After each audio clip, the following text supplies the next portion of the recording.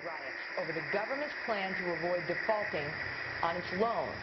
Is that the unemployment keeps rising, and it has to keep rising just because we have an excess supply of goods, which is this is all borrowed money that our and that kids debt is owned by banks in other countries. Still knows a lot. Including right here at home. In the form of a convenient personal loan. A filter cigarette that delivers the taste, and 45 malt liquor. Are you hot? Quite some time ago, by a psychologist, I first learned it from my grandmother. Now, my grandmother was a wonderful person. She taught me how to play the game Monopoly.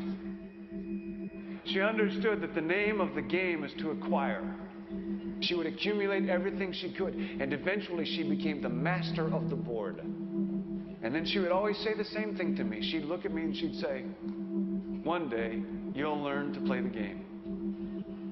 One summer, I played Monopoly almost every day, all day long. And that summer, I learned to play the game. I came to understand the only way to win is to make a total commitment to acquisition. I came to understand that money and possessions, that's the way that you keep score. And by the end of that summer, I was more ruthless than my grandmother. I was ready to bend the rules if I had to win that game. And I sat down with her to play that fall. I took everything she had. I watched her give her last dollar and quit in utter defeat. And then she had one more thing to teach me. Then she said, "Now it all goes back in the box." All those houses and hotels, all the railroads and utility companies, all that property and all that wonderful money. Now it all goes back in the box. None of it was really yours. You got all heated up about it for a while. But it was around a long time before you sat down at the board. And it will be here after you're gone. Players come and players go. Houses and cars, titles and clothes, even your body. Because the fact is that everything I clutch and consume and hoard is going to go back in the box, and I'm going to lose it all. You have to ask yourself, when you finally get the ultimate promotion, when you've made the ultimate purchase, when you buy the ultimate home, when you have stored up financial security and climbed the ladder of success to the highest rung you can possibly climb it, and the thrill wears off, and it will wear off, then what? How far do you have to walk down that road before you see where it leads? Surely you understand, it'll never be enough. So you have to ask yourself the question, what matters?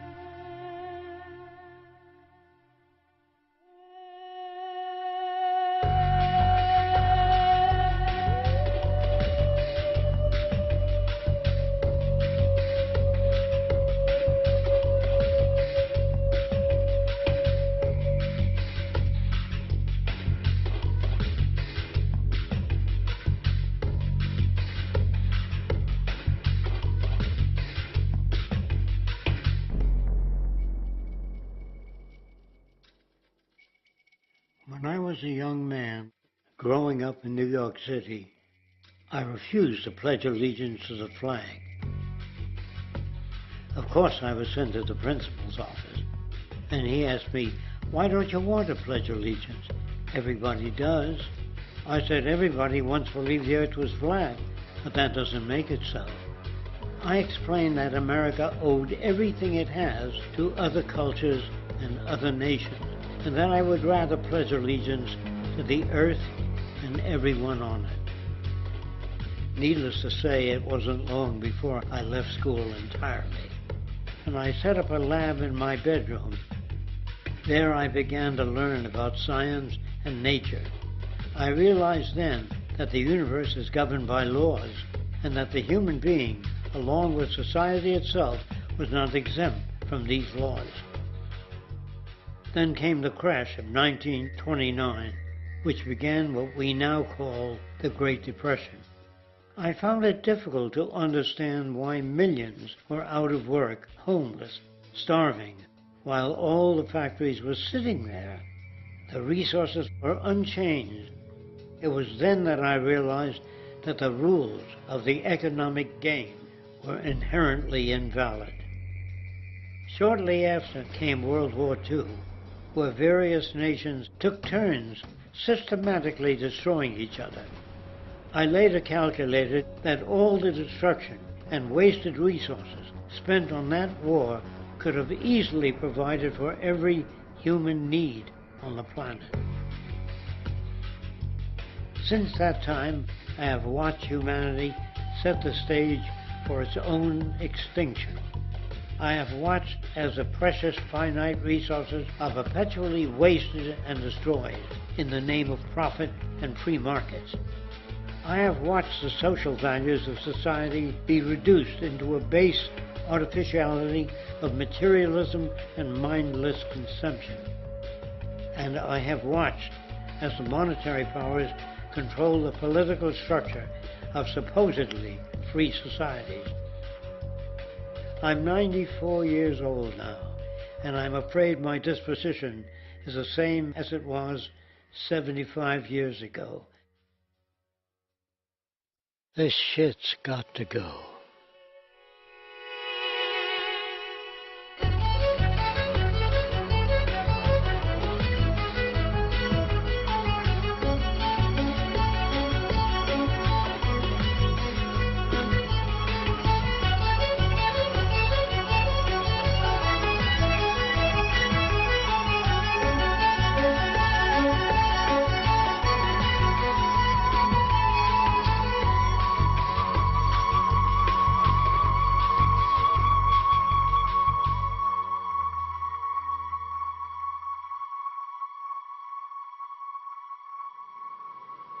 So you're a scientist, and somewhere along the way, hammered into your head is the inevitable nature versus nurture, and that's at least up there with Coke versus Pepsi or Greeks versus Trojans.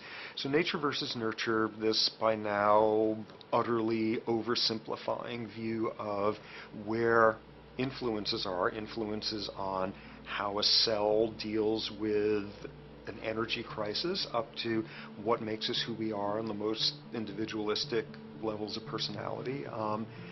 And what you've got is this complete false dichotomy built around nature as deterministic. At the very bottom of all the causality of life is DNA and the code of codes and the Holy Grail, and everything is driven by it. And at the other end, a much more social science perspective, which is we are social organisms, and biology is for slime molds. Humans are free of biology, and obviously both views are nonsense.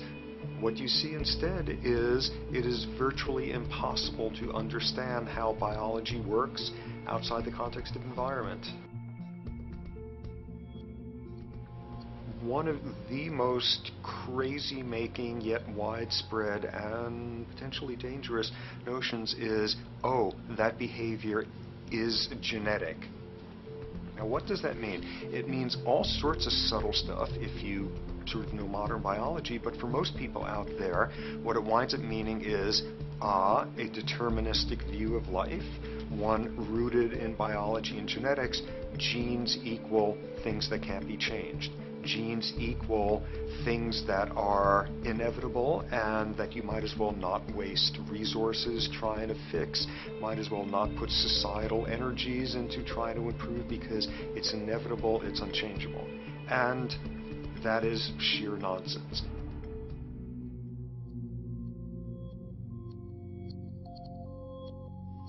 It is widely thought that conditions like ADHD are genetically programmed, conditions like schizophrenia are genetically programmed.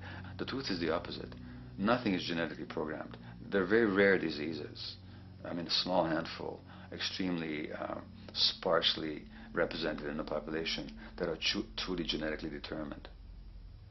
Most complex conditions might have a predisposition that is a genetic component, but a predisposition is not the same as a predetermination. The whole search for the source of diseases in the genome was doomed to failure before anybody even thought of it, because most diseases are not genetically predetermined. Heart disease, cancer, strokes, rheumatoid conditions, autoimmune conditions in general, mental health conditions, addictions, these are none of them genetically determined. Breast cancer, for example, out of 100 women with breast cancer, only 7 will carry the breast cancer genes. 93 do not. And out of 100 women who do have the genes, not all of them will get cancer.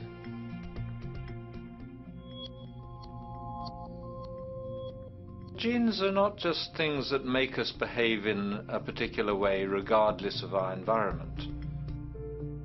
Genes give us different ways of responding to our environment. And in fact, it looks as if some of the early childhood influences of the kind of child rearing affect gene expression, actually turning on and off different genes to put you on a different developmental track, which may suit the kind of world you've got to deal with. So, for example, a study done in Montreal with suicide victims looked at autopsies of the brains of these people. And it turned out that if a suicide victim, these are usually young adults, had been abused as children, the abuse actually caused a genetic change in the brain that was absent in the brains of people who had not been abused. That's an epigenetic effect. Epi means on top of, so that the epigenetic influence is what happens environmentally to either activate or deactivate certain genes. In New Zealand, there's a study that was done in a town called Dunedin, in which a few thousand individuals were studied from birth up to into their 20s. What they found was that they could identify a genetic mutation, an abnormal gene, which did have some relation to the predisposition to commit violence, but only if the individual had also been subjected to severe child abuse. In other words, a child with this abnormal gene would be no more likely to be violent than anybody else, and in fact they actually had a lower rate of violence than people with normal genes, as long as they weren't abused as children. Great additional example of the ways in which genes are not be-all, end-all. Fancy technique where you can take a specific gene out of a mouse, that mouse and its descendants will not have that gene, you have knocked out that gene. So there's this one gene that codes for a protein that has something to do with learning and memory, and this fabulous demonstration, knock out that gene and you have a mouse that doesn't learn as well. Ooh, a genetic basis for intelligence. What was much less appreciated in that landmark study that got picked up by the media left and right is take those genetically impaired mice and raise them in a much more enriched, stimulating environment than your normal mice in a lab cage, and they completely overcame that deficit. So when one says in a contemporary sense that, oh, this behavior is genetic, to the extent that that's even a valid sort of phrase to use, what you're saying is there is a genetic contribution to how this organism responds to environment. Genes may influence the readiness with which an organism will deal with a certain environmental challenge. You know, that's not the version most people have in their minds, and not to be too soapboxing, but run with the old sort of version of it's genetic, and it's not that far from a history of eugenics and things of that sort. It's a widespread misconception, and it's a potentially fairly dangerous one. One reason that the sort of biological explanation for violence, one reason that hypothesis is potentially dangerous, it's not just misleading, it can really do harm, is because if you believe that, you could very easily say, well, there's nothing we can do to change the predisposition people have to becoming violent. All we can do if somebody becomes violent is punish them, lock them up or execute them. But we don't need to worry about changing the social environment or the social preconditions that may lead people to become violent, because that's irrelevant. The genetic argument allows us the luxury of ignoring past and present historical and social factors. And in the words of Louis Menand, he wrote in the New Yorker, very astutely, he said, "It's all in the genes, an explanation for the way things are that does not threaten the way things are. Why should someone feel unhappy or engage in antisocial behavior when that person is living in the freest and most prosperous nation on earth? It can't be the system. There must be a flaw in the wiring somewhere," which is a good way of putting it. So the genetic argument is simply a cop-out, which allows us to ignore the social and economic and political factors that in fact underlie many troublesome behaviors.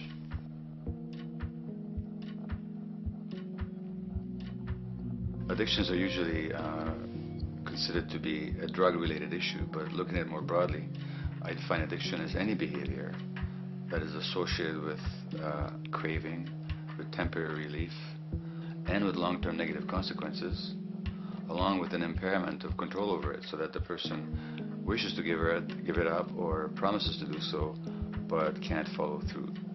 And when you understand that, then you can see that there are many more addictions than simply those related to drugs. There's workaholism, there's addiction to shopping, to the internet, to video games. There's the addiction to power. People have power, but they want more and more and more. Nothing is ever enough for them. Acquisition, corporations that must own more and more. The addiction to oil, but at least to the wealth and to the products made accessible to us by oil. Look at the negative consequences on the environment. We're destroying the very earth that we inhabit for the sake of that addiction. Now, these addictions are far more devastating in their social consequences than the cocaine or heroin habits of my downtown East Side patients. Yet they're rewarded and considered to be respectable. The tobacco company executive that shows a higher profit will get a much bigger reward. He doesn't face any negative consequences legally or otherwise. In fact, he's a respected member of the board of several other corporations. But tobacco smoke-related diseases kill 5.5 million people around the world every year. In the United States, they kill 400,000 people a year. And these people are addicted to what? To profit. To such a degree are they addicted that they're actually in denial about the impact of their activities, which is typical for addicts, is denial. And that's a respectable one. It's respectable to be addicted to profit no matter what the cost. So what is acceptable and what is respectable is a highly arbitrary phenomenon in our society. And it seems like the greater the harm, the more respectable the addiction.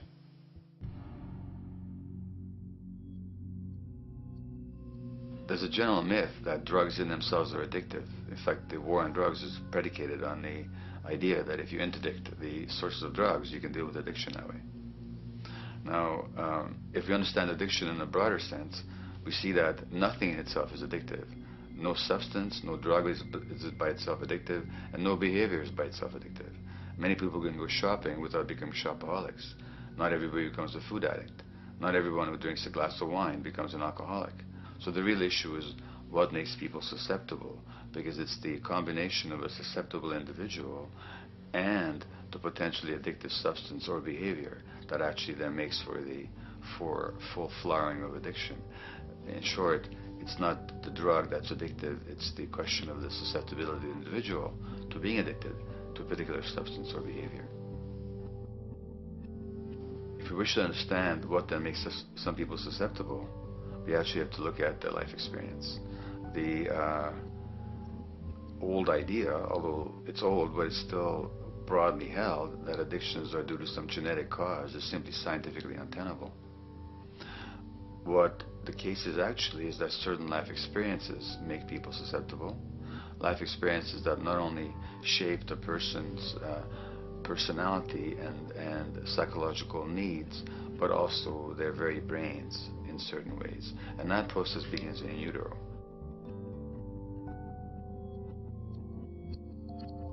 It's been shown, for example, that if you stress mothers during pregnancy, their children are more likely to have traits that predispose them to addictions. And that's because development is shaped by the psychological and social environment. So the biology of human beings is very much affected by and programmed by their life experiences beginning in utero. Environment does not begin at birth. Environment begins as soon as you have an environment. As soon as you are a fetus, you are subject to whatever information is coming through mom's circulations, hormones, levels of nutrients. Great landmark example of this, something called the Dutch hunger winter. 1944, Nazis occupying Holland. For a bunch of reasons, they decide to take all the food and divert it to Germany. For 3 months, everybody there is starving. Tens of thousands of people starve to death. What the Dutch hunger winter effect is, if you were a second or third trimester fetus during the starvation, your body learned something very unique during that time. As it turns out, second, third trimester, something that your body is going about trying to learn about the environment is, well, how menacing of a place is it out there? How plentiful? How much nutrients am I getting by way of mom's circulation? Be a fetus who is starving during that time, and your body programs forever after to be really, really, really stingy with your sugar and fat, and what you do is you store every bit of it. Be a Dutch hunger winter fetus, and half a century later, everything else being equal, you are more likely to have high blood pressure, obesity, or metabolic syndrome. That is environment coming in a very unexpected place. You can stress animals in a laboratory when they're pregnant, and their offspring will be more likely to use cocaine and alcohol as adults. You can stress human mothers. For example, in a British study, women who are abused in pregnancy will have higher levels of the stress hormone cortisol in their placenta at birth, and their children are more likely to have conditions that predispose them to addictions by age 7 or 8. So in utero stress already prepares the ground for all kinds of mental health issues. Israeli study done prior on children born to mothers who were pregnant prior to the onset of the 1967 war. These women, of course, are very stressed, and their offspring have a higher incidence of schizophrenia than the average cohort. So there's plenty of evidence now that prenatal effects have a huge impact on the developing human being.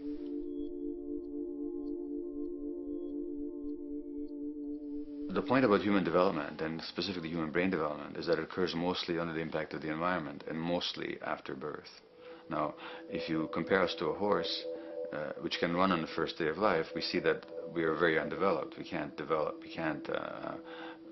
muster that much neurological coordination, balance, muscle strength, visual acuity until a year and a half, 2 years. And that's because the brain development that in the horse happens in the safety of the womb, in a human being has to happen after birth. And that has to do with simple evolutionary logic. As the head gets larger, which is what makes us into human beings, the burgeoning of the forebrain is what creates the human species, actually. At the same time, we walk on 2 legs, so our pelvis narrows to accommodate that. So now we have a narrower pelvis, a larger head. Bingo, we have to be born prematurely. And that means that the brain development that in other animals occurs in utero, in us, occurs after birth. And much of that under the impact of the environment. And the concept of neural Darwinism simply means that the circuits that get the appropriate input from the environment will develop optimally, and the ones that don't will either not develop optimally or perhaps not at all. If you take a child with perfectly good eyes at birth and you put him in a dark room for 5 years, he'll be blind thereafter for the rest of his life, because the circuits of vision require light waves for their development, and without that, even the rudimentary circuits present and active at birth will atrophy and die, and new ones will not develop. There's a significant way in which early experiences shape adult behavior, and even and especially early experiences for which there's no recall memory. It turns out that there are two kinds of memory. There is explicit memory, which is recall. This is when you can call back facts, details, episodes, circumstances. But the structure in the brain, which is called the hippocampus, which encodes recall memory, it doesn't even begin to develop fully until 1.5 years, and it's not fully developed until much later, which is why hardly anybody has any recall memory prior to 18 months. But there's another kind of memory, which is called implicit memory, which is in fact an emotional memory, where the emotional impact and the interpretation that the child makes of those emotional experiences is ingrained in the brain in the form of nerve circuits ready to fire without specific recall. So to give you a clear example, people who are adopted have a lifelong sense of rejection very often. They can't recall the adoption, they can't recall the separation from birth mother because there's nothing there to recall with. But the emotional memory of separation and rejection is deeply embedded in their brains. Hence, they're much more likely to experience a sense of rejection and a great emotional upset when they perceive themselves as being rejected than other people. That's not unique to people who are adopted, but it's particularly strong in them because of this function of implicit memory. People who are addicted, given that they, according to all the research literature, certainly in my experience, the hardcore addicts virtually were all significantly abused as children or suffered severe emotional loss. Their emotional or implicit memories are those of a world that's not safe and not helpful, caregivers who are not to be trusted, and relationships that are not safe enough to open up to vulnerably. And hence their responses tend to be to keep themselves separate from really intimate relationships, not to trust caregivers, doctors and other people who are trying to help them, and generally see the world as an unsafe place. And that's strictly a function of implicit memory, which sometimes has to do with incidents they don't even recall.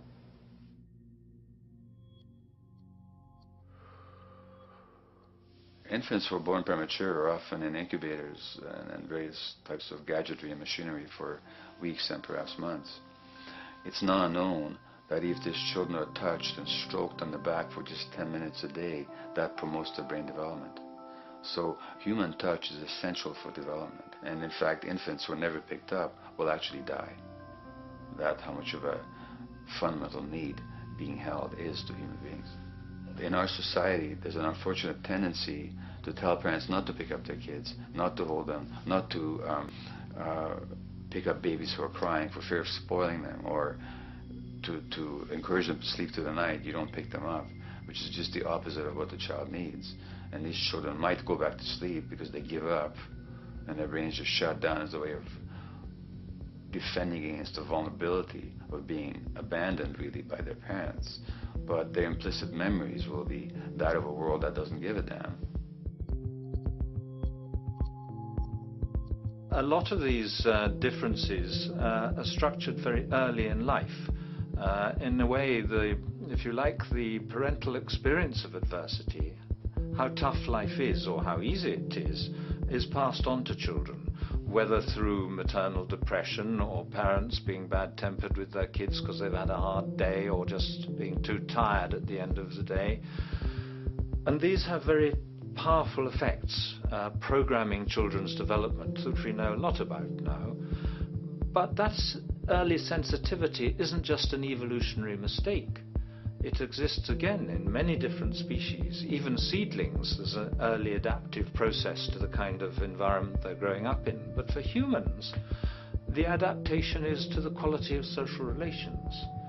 And so early life, how nurturing or how much conflict, how much attention you get, is a taster of the kind of world you may be growing up in. Are you growing up in a world where you have to fight for what you can get, watch your back, fend for yourself, learn not to trust others? Or are you growing up in a society where you depend on reciprocity, mutuality, cooperation, where empathy is important, where your security depends on good relations with other people? And that needs a very different emotional and cognitive development. And that's what the early sensitivity is about.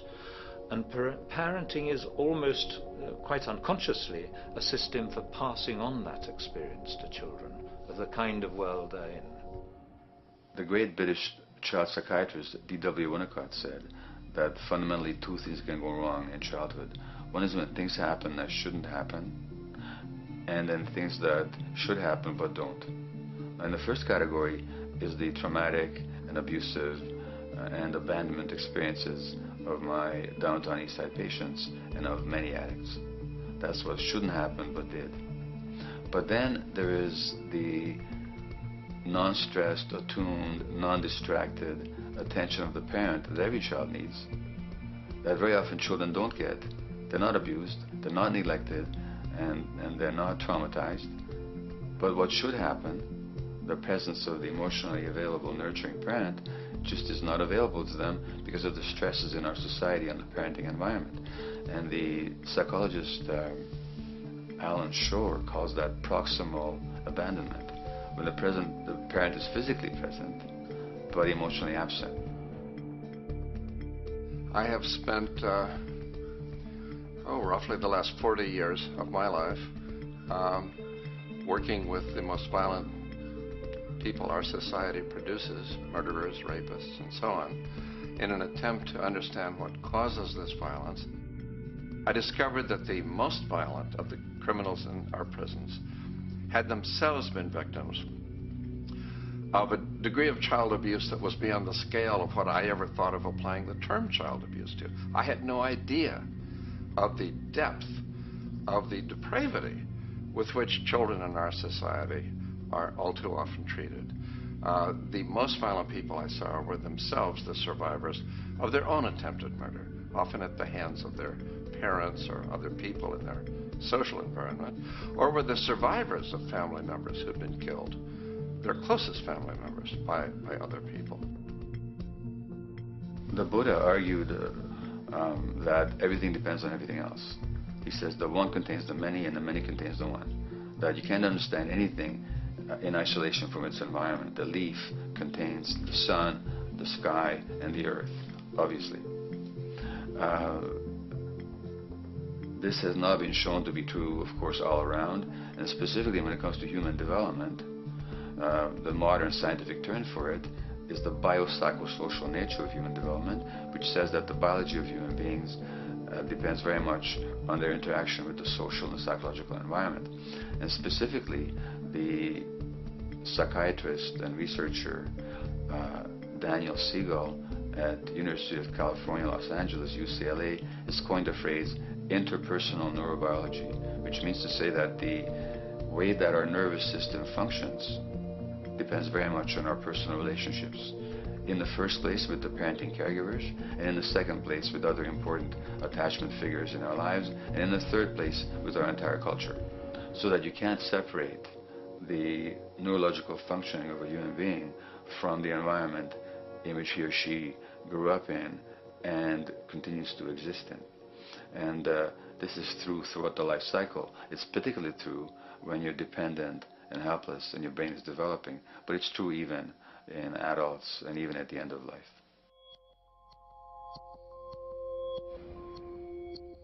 Human beings have lived in almost every kind of society, from the most egalitarian, hunting and gathering societies seem to have been very egalitarian, for instance based on food sharing, gift exchange.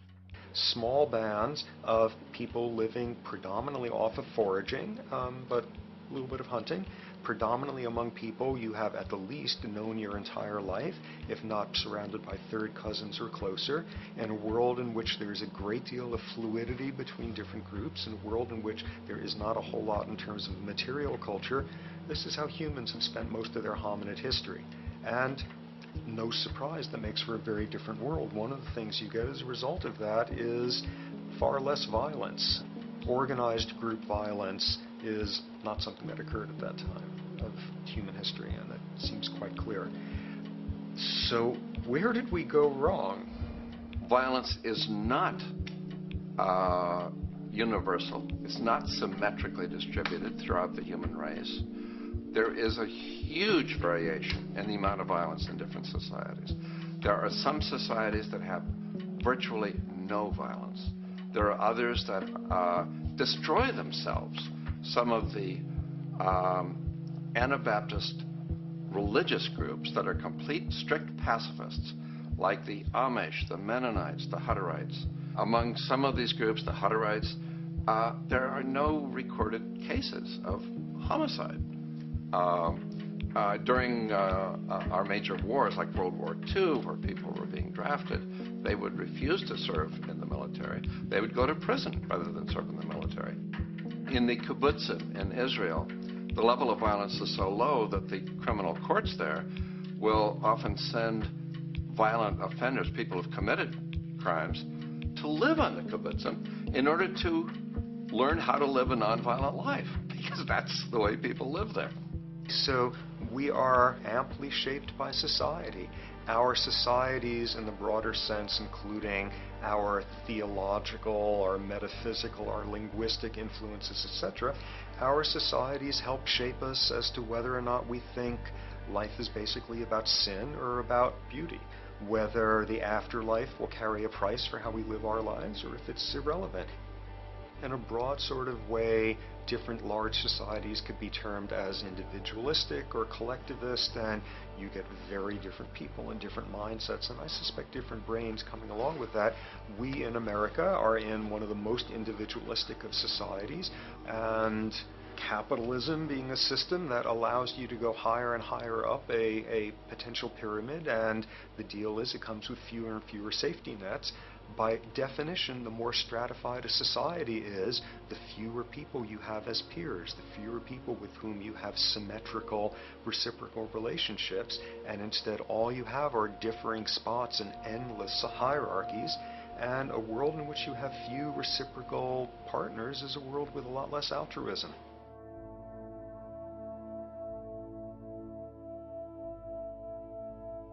Alright, so this brings us to a total impossible juncture, which is to try to make sense in perspective of science as to what the nature is of human nature. You know, on a certain level, the nature of our nature is not to be particularly constrained by our nature. We come up with more social variability than any species out there, more systems of belief, of styles of family structures, of ways of raising children. The capacity for variety that we have is extraordinary. In a society which is predicated on competition and really very often the ruthless exploitation of one human being by another, the profiteering of other people's problems, and very often the creation of problems for the purpose of profiteering, the ruling ideology will very often justify that behavior by appeals to some fundamental and unalterable human nature. So the myth in our society is that people are competitive by nature and that they're individualistic and that they're selfish. The real reality is quite the opposite. We have certain human needs. The only way that you can talk about human nature concretely is by recognizing that there's certain human needs. We have a human need for companionship and for close contact, to be loved, to be attached to be accepted, to be seen, to be received for who we are. If those needs are met, we develop into people who are compassionate and cooperative and who have empathy for other people. So the opposite that we often see in our society is in fact the distortion of human nature, precisely because so few people have their needs met. So yes, you can talk about a human nature, but only in the sense of basic human needs that are instinctively evoked, or I should say certain human needs that lead to certain traits if they are met, and a different set of traits if they're denied. So, when we recognize the fact that the human organism, which has a great deal of adaptive flexibility, allowing us to survive in many different conditions, is also rigidly programmed for certain environmental requirements or human needs, a social imperative begins to emerge. Just as our bodies require physical nutrients, the human brain demands positive forms of environmental stimulus at all stages of development, while also needing to be protected from other negative forms of stimulus. And if things that should happen do not, or if things that shouldn't happen do, it is now apparent that the door can be opened for not only a cascade of mental and physical diseases, but many detrimental human behaviors as well. So as we turn our perspective now outward and take account for the state of affairs today, we must ask the question, is the condition we have created in the modern world actually supporting our health? Is the bedrock of our socioeconomic system acting as a positive force for human and social development and progress? Or is the foundational gravitation of our society actually going against the core evolutionary requirements needed to create and maintain our personal and social well-being?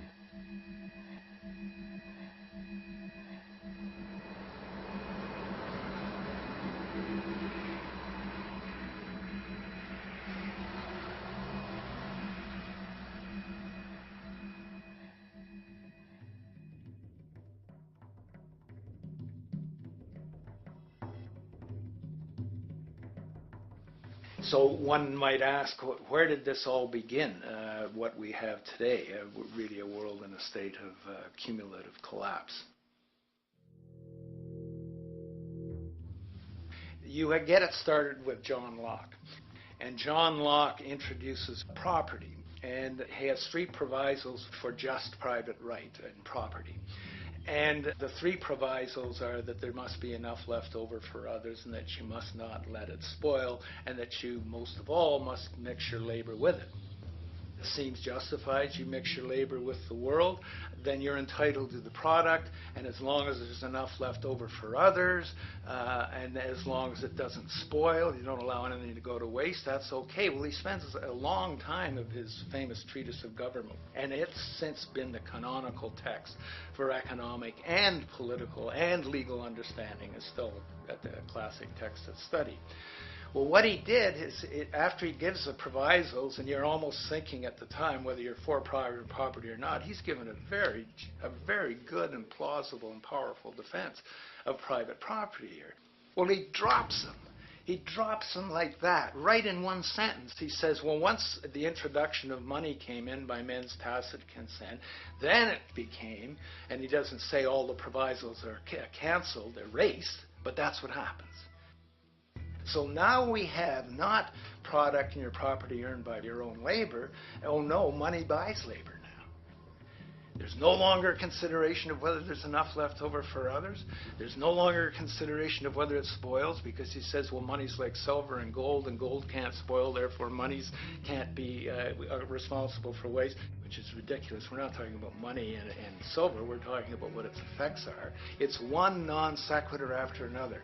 Just the most startling logical legerdemain that he gets away with here. But it fits the interests of capital owners. Then Adam Smith comes along, and what he adds is the religion to this. Locke started with God made it all this way. This is God's right. And now we get also with Smith coming along and says it's not only God's, I mean, he's not saying this, but this is what's happening philosophically in principle. He's saying it's not only a question of private property. That's all now presupposed as given. And that there's money investors that buy labor, given. That there's no limit to how much they can buy of other men's labor, how much they can accumulate, how much inequality. That's all given now. And so he comes along, and what his big idea is, and again, it's just introduced in parentheses, en passant. You know, when people put out the goods for sale and others, you know, the supply, and other people buy them with the demand and so forth, how do we have supply equaling demand or demand equaling supply? How can they come into equilibrium? And that is one of the central notions of economics, is how do they come into equilibrium? And he says it's the invisible hand of the market that brings them into equilibrium. So now we have God is actually immanent. He just didn't give the rights to property and how, all its wherewithal and its natural rights of doing all that Locke said. Now we have the system itself as God. In fact, Smith says, when he talks, and you'll never find this quoted, you have to read the whole of the Inquiry into the Wealth of Nations. He says, the scantiness of subsistence sets limits to the reproduction of the poor, and that nature can deal with this in no other way than elimination of their children. So he anticipated evolutionary theory in the worst sense. This is well before Darwin. And so he called them the race of laborers.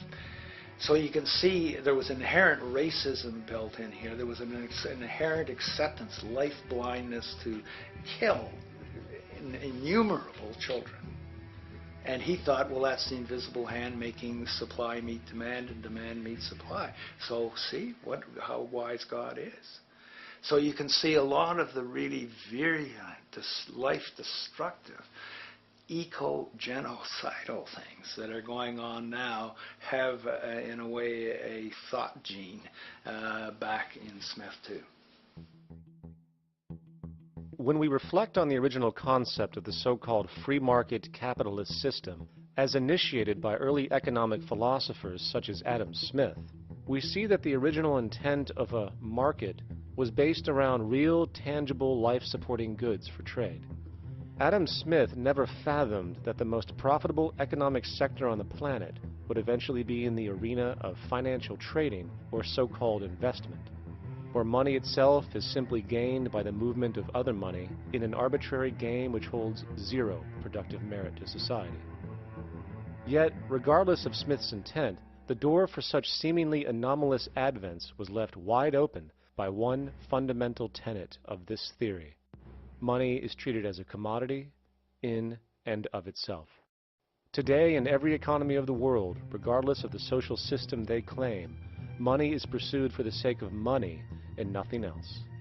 The underlying idea, which was mysteriously qualified by Adam Smith with his religious declaration of the invisible hand, is that the narrow, self-interested pursuit of this fictional commodity will somehow magically manifest human and social well-being and progress. The reality is that the monetary incentive interest, or what some have termed the money sequence of value, has now completely decoupled from the foundational life interest, which could be termed the life sequence of value. What has happened is that there's a complete confusion in economic doctrine between those two sequences. They think that the money sequence of value delivers the life sequence of value, and that's why they say if more goods are sold, if GDPs rise and so forth, therefore there'll be more well-being, enhanced well-being. We take the GDP to be basically our indicator of social health. Well, there you see the confusion. It's talking about money sequences of value, that is all the receipts, all the revenues that are derived from selling goods, and they're confusing that with life reproduction, so that you have built right into this thing from the beginning is a complete conflation of the money and life sequences of value. So we're dealing with a kind of structured delusion that becomes more and more deadly as the money sequence decouples from producing anything at all. So it's a system disorder, and the system disorder seems to be fatal.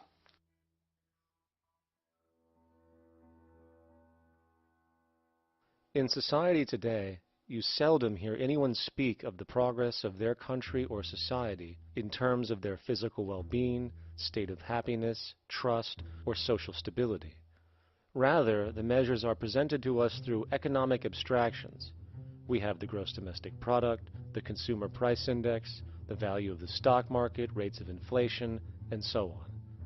But does this tell us anything of real value as to the quality of people's lives? No, all these measures have to do with the money sequence itself and nothing more. For example, the gross domestic product of a country is a measure of the value of goods and services sold. This measure is claimed to correlate to the standard of living of a country's people. In the United States, healthcare accounted for over 17% of GDP in 2009, amounting to over $2.5 trillion spent. hence creating a positive effect on this economic measure.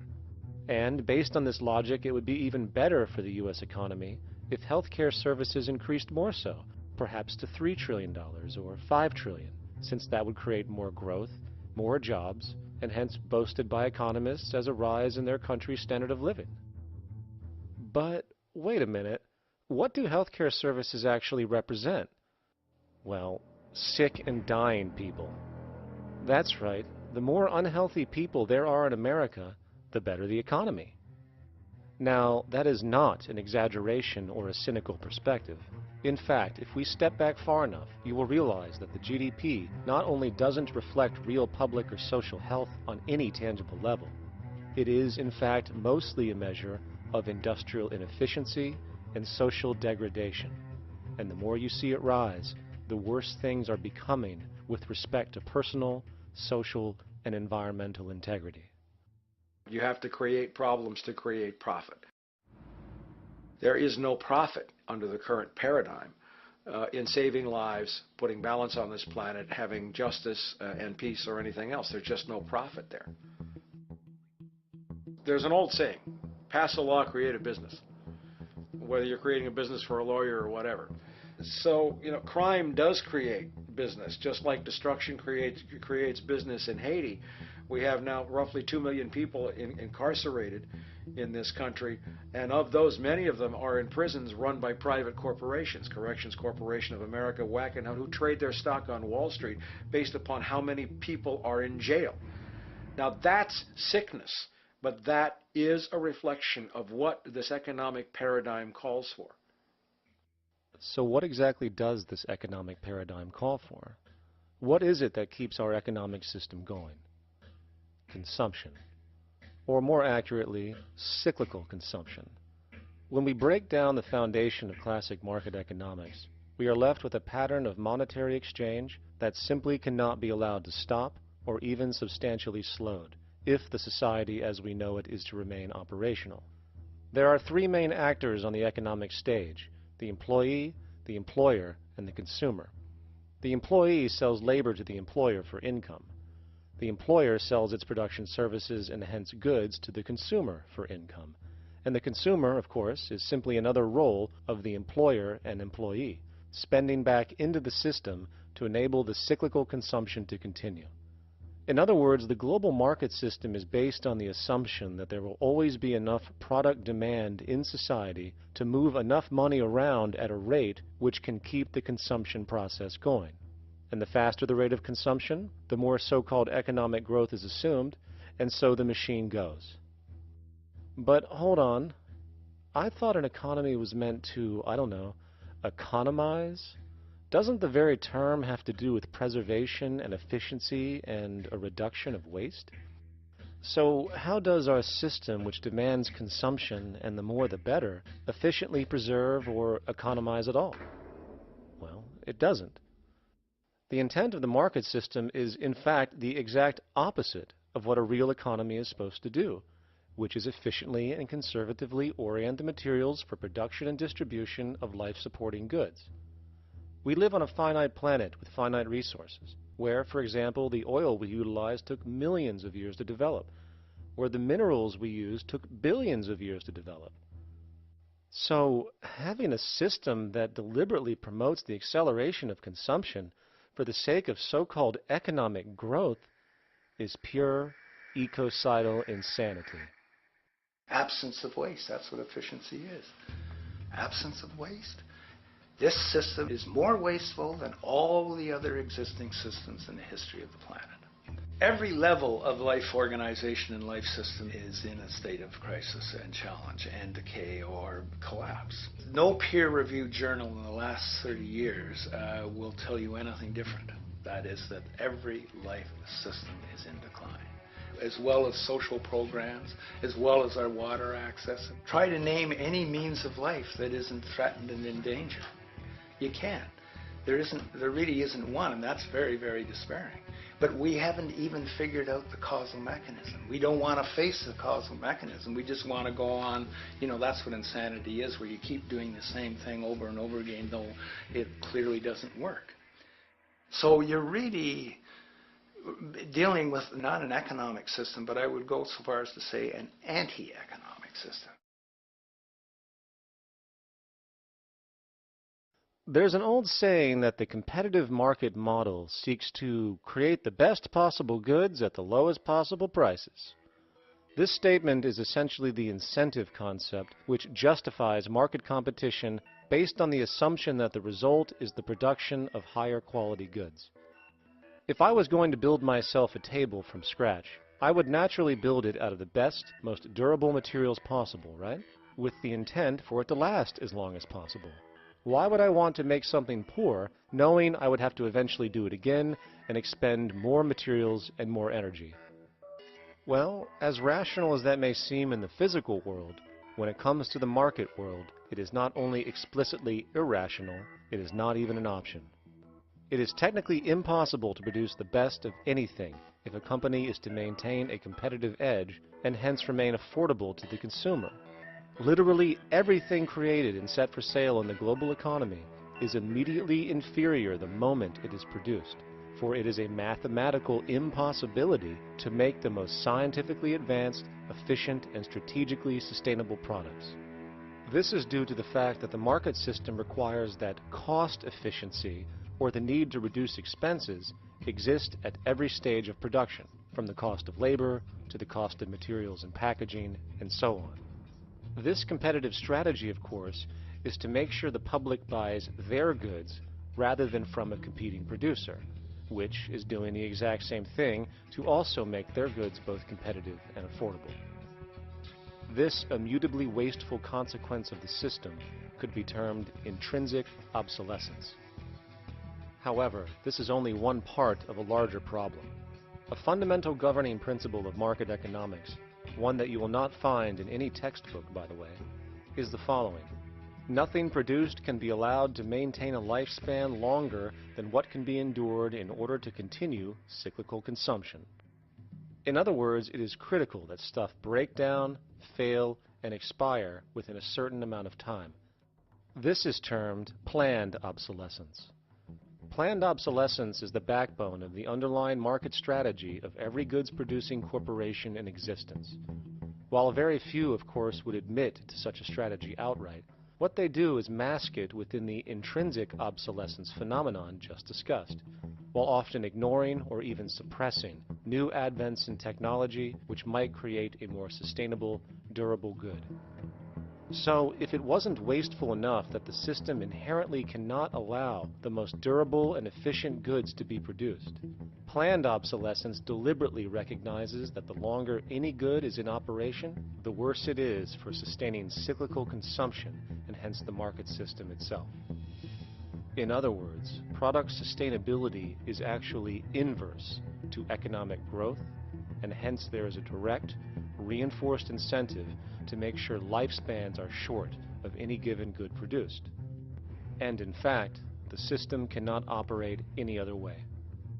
One glance at the sea of landfills now spreading across the world show the obsolescence reality.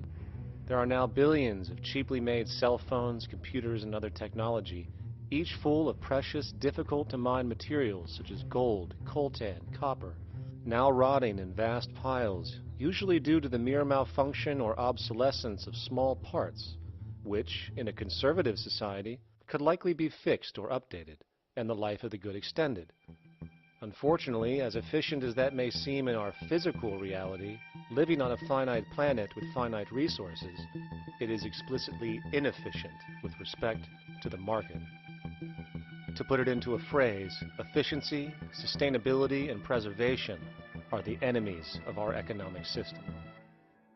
Likewise, just as physical goods need to be constantly produced and reproduced, regardless of their environmental impact, the service industry operates with an equal rationale. The fact is, there is no monetary benefit to resolving any problems which are currently being serviced. At the end of the day, the last thing the medical establishment really wants is the curing of diseases such as cancer, which would eliminate countless jobs and trillions in revenue. And since we're on the subject, crime and terrorism in this system are good. Well, at least economically, for it is employing police, generating high-value commodities for security, not to mention the value of prisons that are privately owned for profit. And how about war? The war industry in America is a huge driver of GDP, one of the most profitable industries, producing weapons of death and destruction. The favorite game of this industry is to blow things up and then go and rebuild them for profit. We saw this with the windfall billion-dollar contracts made from the Iraq War. The bottom line is that socially negative attributes of society have become positively rewarded ventures for industry, and any interest in problem resolution or environmental sustainability and conservation is intrinsically counter to economic sustainability. And this is why every time you see the GDP rise in any country, you are witnessing an increase in necessity, whether real or contrived. And by definition, a necessity is rooted in inefficiency. Hence, increased necessity means increased inefficiency. The American dream is based on rampant consumerism. It is based upon the fact that mainstream media, and especially commercial advertising, all corporations who need this infinite growth, have convinced us or brainwashed most people in America, and hence the world, that we have to have X number of material possessions and the possibility of gaining infinitely more material possessions in order to be happy. That's just not true. So why do people continue to buy in this way, which is ultimately eco-genocidal in its systemic effects cumulatively? And it just is classical operant conditioning. You simply put inputs of conditioning into the organism, and you have outputs of desired behaviors or goals or objectives. And it has all the resources of technology. And they boast about how they get into the minds of infants. What they hear is already making them conditioned to the brand. Then you see, well, that's how people have been such fools. In a way, they've been taught to be fools. It's a value system disorder. You know, if there is any testament to the plasticity of the human mind, if there is any proof to how malleable human thought is and how easily conditioned and guided people can become based on the nature of their environmental stimulus and what it reinforces, the world of commercial advertising is the proof. You have to stand in awe at the level of brainwashing where these programmed robots known as consumers wander the landscape only to walk into a store and spend, say, $4,000 on a handbag that likely costs $10 to make in a sweatshop overseas, only for the brand status it supposedly represents in the culture. Or perhaps the ancient communal traditions which increased trust and cohesiveness in society, which have now been hijacked by acquisitive, materialistic values, where now annually we exchange useless crap a few times a year.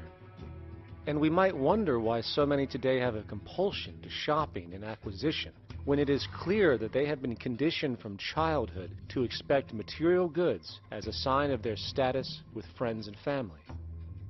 The fact is, the foundation of any society are the values that support its operation.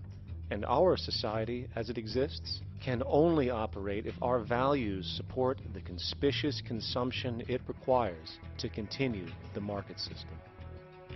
75 years ago, consumption in America and much of the First World was half of what we see today per person.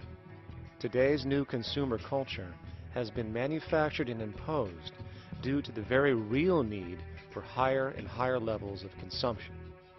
And this is why most corporations now spend more money on advertising than the actual process of product creation itself. They work diligently to create a false need for you to fill, and it happens to work. You know, economists are in fact not economists at all. They're propagandists of money value. And you'll find that all their models basically get down to token exchanges that are to the profit of one side or both sides or whatever, but they're completely disconnected from the actually existing world of reproduction. In Ohio, an old man failed to pay his electric bill. You may be familiar with the case. And the electric company turned off the electricity and he died. The reason they turned it off was because it wouldn't have been profitable for them to keep it on because he didn't pay his bill. Do you believe that was right? The responsibility really lies not on the electric company for turning it off, but on those of this man's neighbors and friends and associates who are not charitable enough to enable him as an individual to meet the electric bill. Did I hear that right? Did he just say the death of a man caused by not having money was the responsibility of other people, or in effect, charity? Well then, I guess we're going to need a whole lot of infomercials, little miserable coin slot donations for bodega counters, and a bunch of pickle jars for the billion people now starving to death on this planet because of the very system Milton Friedman promotes.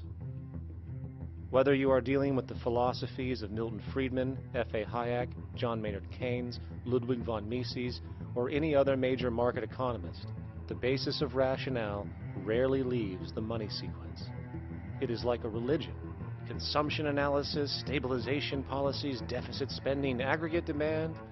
It exists as a never-ending, self-referring, self-rationalizing circle of discourse where universal human need, natural resources, or any form of physical life-supporting efficiency is ruled out by default and replaced by the singular notion that humans seeking advantage over each other for money alone, motivated by their own narrow self-interest, will magically create a sustainable, healthy, balanced society.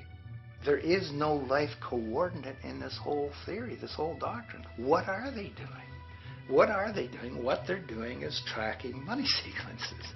That's all it is tracking money sequences, presupposing everything that matters. One, that there's no life coordinates. Wow, no life coordinates. Two, that all the agents are self-maximizing preference seekers.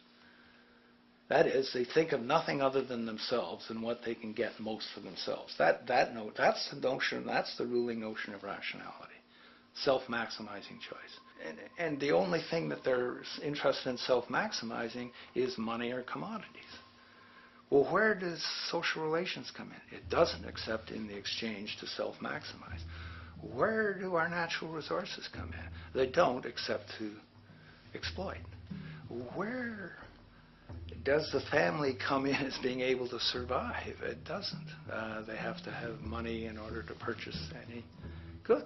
Well, shouldn't an economy deal somewhere with human need? Isn't that what the fundamental issue is, to satisfy human needs? Oh, need isn't even in your lexicon. You dissolve it into wants. And what is a want? That means money demand that wants to buy. Well, if it's money demand that wants to buy, it's got nothing to do with need, because it may be the person has no money demand and desperately needs, say, water supply. Or it may be money demand wants a gold toilet seat. Well, where does it all go? To the gold toilet seat. And you call this economics? Like, it's really, when one thinks of it, it's got to be the most bizarre delusion in the history of human thought. Now, so far we have focused on the market system, but this system is actually only one half of the global economic paradigm. The other half is the monetary system. While the market system deals with the interaction of people gaming for profit across the spectrum of labor, production, and distribution, the monetary system is an underlying set of policies set by financial institutions which create conditions for the market system, among other things. It includes terms we often hear, such as interest rates, loans, debt, the money supply, inflation, etc. And while you might want to pull your hair out listening to the gibberish coming from the monetary economists, modest preemptive actions can obviate the need of more drastic actions at a later date. The nature and effect of this system is actually quite simple. Our economy has, or the global economy has, three basic things that govern it. One is fractional reserve banking, banks printing money out of nothing. It's also based upon compound interest. When you borrow money, you have to pay back more than you borrowed, which means that you, in effect, create money out of thin air, again, which has to be serviced by creating still more money. We live in an infinite growth paradigm. The economic paradigm we live in now is a Ponzi scheme. Nothing grows forever. It's not possible. As a great psychologist James Hillman wrote, the only thing that grows in a human body after a certain age is cancer. It's not just the amount of money that has to keep growing, it's the amount of consumers. Consumers to borrow money at interest to generate more money, and obviously that's not possible on a finite planet. People are basically vehicles to just create money, which must create more money to keep the whole thing from falling apart, which is what's happening right now. There are really only two things anyone needs to know about the monetary system. One, all money is created out of debt. Money is monetized debt, whether it materialized from treasury bonds, home loan contracts, or credit cards. In other words, if all outstanding debt was to be repaid right now, there would not be $1 in circulation. And two, interest is charged on virtually all loans made, and the money needed to pay back this interest does not exist in the money supply outright. Only the principal is created by the loans, and the principal is the money supply. So, if all this debt was to be repaid right now, not only would there not be $1 left in circulation, there would also be a gigantic amount of money owed that is literally impossible to pay back, for it does not exist. The consequence of all of this is that two things are inevitable: inflation and bankruptcy. As far as inflation, this can be seen as an historical trend in virtually every country today, and easily tied to its cause, which is the perpetual increase of the money supply, which is required to cover the interest charges and keep the system going. As far as bankruptcy, it comes in the form of debt collapse. This collapse will inevitably occur with a person, a business, or a country, and typically happens when the interest payments are no longer possible to make. But there is a bright side to all of this. Well, at least in terms of the market system, because debt creates pressure. Debt creates wage slaves. A person in debt is much more likely to take a low wage than a person who isn't, hence becoming a cheap commodity. So it's great for the corporations to have a pool of people that have no financial mobility. But hey, that same train of thought also goes for entire countries. The World Bank and the International Monetary Fund, which mostly serve as proxies for transnational corporate interests, give gigantic loans to troubled countries at very high interest rates, and then, once the countries are deeply in the hole and can't pay, austerity measures are applied, the corporations swoop in, set up sweatshops, and take their natural resources. Now that's market efficiency. But wait, there's more.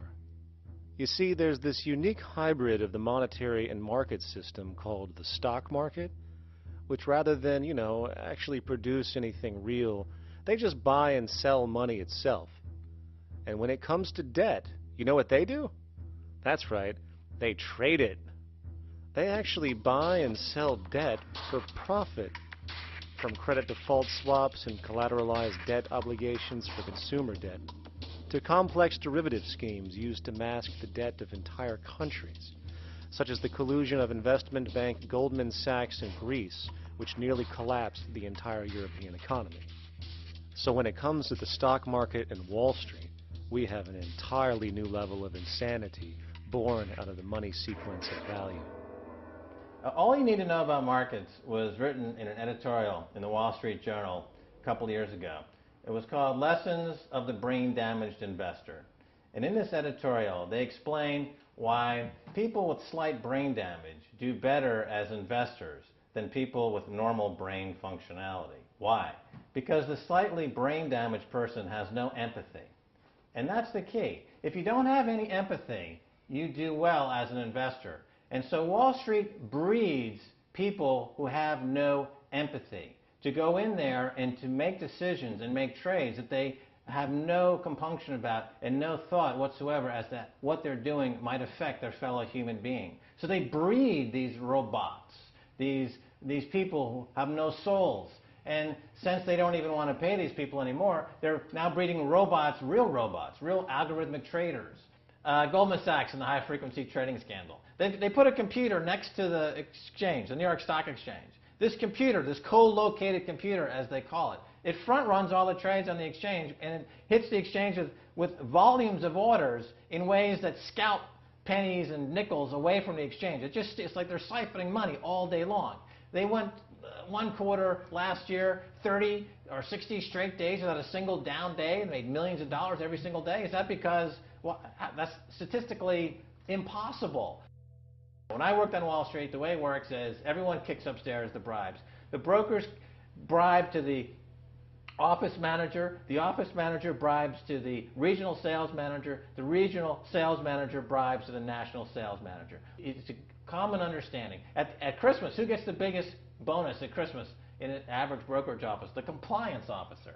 The compliance officer sits there all day long. He's supposed to be making sure you don't violate any of the margin rules and you're complying with the law. Of course, yeah, to the extent that you can bribe the compliance officer, yeah, that's right, you are complying with the law. So how does fraud has become the system? It's no longer a byproduct. It is the system. You know, it's like that old Woody Allen joke. He says, "Doctor, my brother thinks he's a chicken." And the doctor says, "Take a pill, and that should cure the problem." And he says, "No, doctor, you don't understand. We need the eggs." Okay? So the trading of fraudulent claims back and forth between banks to generate fees, to generate bonuses, has become the GDP producing growth engine of the United States economy, even though they're essentially trading fraudulent claims that there's absolutely no hope of ever paying back. They're processing and generating and resecuritizing nothing. If I write $20 billion on a cocktail napkin and I sell it to JP Morgan, while JP Morgan writes $20 billion on a cocktail napkin, and we swap those two cocktail napkins at a bar, and we each pay ourselves 1/4% in a fee, we make a lot of money for our Christmas bonus. We each have on our books a $20 billion cocktail napkin, which has no real value until such time as the system is no longer able to absorb bogus cocktail napkins, in which case we go to the government to get bailed out. And because of Wall Street and the global stock market, there are now conservatively about $700 trillion of outstanding fraudulent claims known as derivatives, still waiting to collapse, a value amounting to over 10 times the gross domestic product of the entire planet. And while we have seen the bailouts of corporations and banks by governments, which of course comedically borrow their money from banks to begin with, we are now seeing attempts to bail out whole countries by conglomerates of other countries through the international banks. But how do you bail out a planet?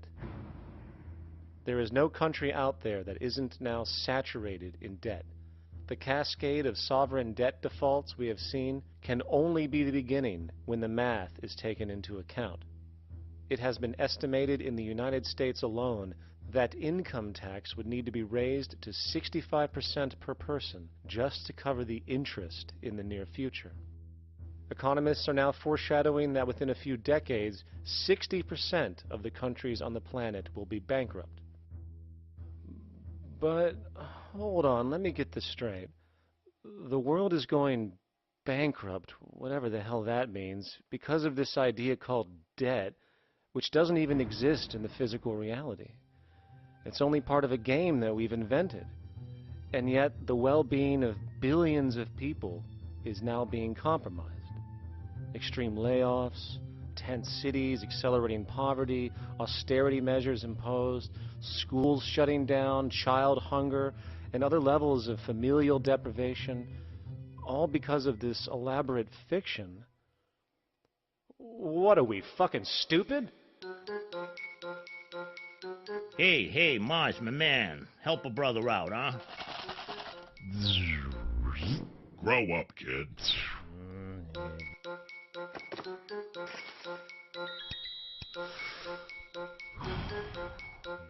Saturn, what's up, man?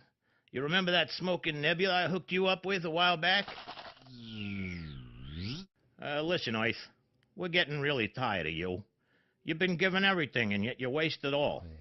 You got plenty of resources, and you know it. Why don't you grow up and learn some responsibility, for Christ's sake? You're making your mother miserable.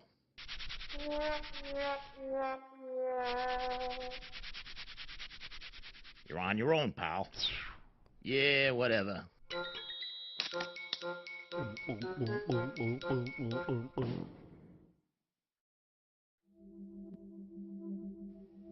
Now, all of this considered, from the waste machine known as the market system to the debt machine known as the monetary system, hence creating the monetary market paradigm which defines the global economy today, there is one consequence that runs through the entire machine: inequality.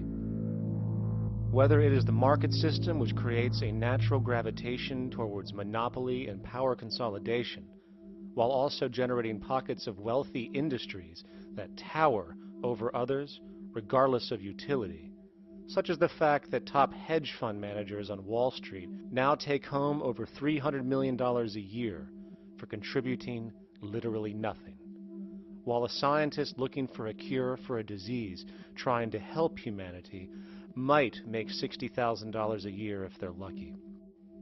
Or whether it is the monetary system, which has class division built right into its structure. For example, if I have $1 million to spare and I put it into a CD at 4% interest, I will make $40,000 a year. No social contribution, no nothing. However, if I'm a lower class person and have to take loans to buy my car or home, I am paying in interest, which, in abstraction, is going to pay that millionaire with the 4% CD. This stealing from the poor to pay the rich is a foundational, built-in aspect of the monetary system, and it could be labeled structural classism. Of course, historically, social stratification has always been deemed unfair, but obviously accepted overall as now 1% of the population owns 40% of the planet's wealth. But, material fairness aside, there is something else going on underneath the surface of inequality, causing an incredible deterioration in public health as a whole. Well, I think people are often puzzled by the contrast between the material success of our societies, unprecedented levels of wealth, and the many social failings. I mean, you know, if you look at the rates of drug abuse or violence or self-harm amongst kids or mental illness, there's clearly something going deeply wrong with our societies. What the data that I've been describing does is simply shows that intuition that people have had for hundreds of years, that inequality is divisive and socially corrosive, that intuition is truer than I think we ever imagined. There are very powerful psychological and social effects of inequality, more to do, I suppose, with feelings of superiority and inferiority, that kind of division, and maybe going with the sort of respect, disrespect, people feeling looked down on at the bottom, which, by the way, is why violence is more common in more unequal societies. It's the trigger to violence is so often people feeling looked down on and disrespected. If there is one principle I can emphasize that is the most important principle underlying the prevention of violence, it would be equality. The single most significant factor that affects the rate of violence is the degree of equality versus the degree of inequality in that society. So what one's looking at is a sort of general social dysfunction. It's not just one or two things that go wrong as inequality increases. It seems to be everything, whether we're talking about crime or health or mental illness or whatever. One of the really disturbing findings out in public health there is never ever make the mistake of being poor or being born poor. Your health pays for it in endless sorts of ways, something known as the health socioeconomic gradient. As you move down from the highest strata in society in terms of socioeconomic status, every step down, health gets worse for umpteen different diseases. Life expectancy gets worse, infant mortality rate, everything you could look at. So a huge issue has been, why is it that this gradient exists? Totally simple, obvious answer, which is if you are chronically sick, you're not going to be very productive, so health causes drive socioeconomic differences. Not that in the slightest. On the very simple level that you could look at socioeconomic status of a 10-year-old, and that's going to predict something about their health decades later. So that's the direction of causality. Next one, what's it about? Oh, it's perfectly obvious. Poor people can't afford to go to the doctor. It's healthcare access. It's got nothing to do with that, because you see these same gradients in countries with universal healthcare, socialized medicine. Okay, next simple explanation. Oh, on the average, the poorer you are, the more likely you are to smoke, to drink, to all sorts of lifestyle risk factor stuff. Yeah, those contribute, but careful studies have shown that explains maybe about 1/3 of the variability. So what's left? And what's left is having a ton to do with the stress of poverty. So the poorer you are, starting off being, the person who's $1 income behind Bill Gates, the poorer you are in this country, on the average, the worse your health is. This tells us something really important. The health connection with poverty, it's not about being poor, it's about feeling poor. Increasingly, we recognize that chronic stress has an important influence on health, but the most important sources of stress are the quality of social relations. And if there is anything that lowers the quality of social relations, it is the socioeconomic stratification of society.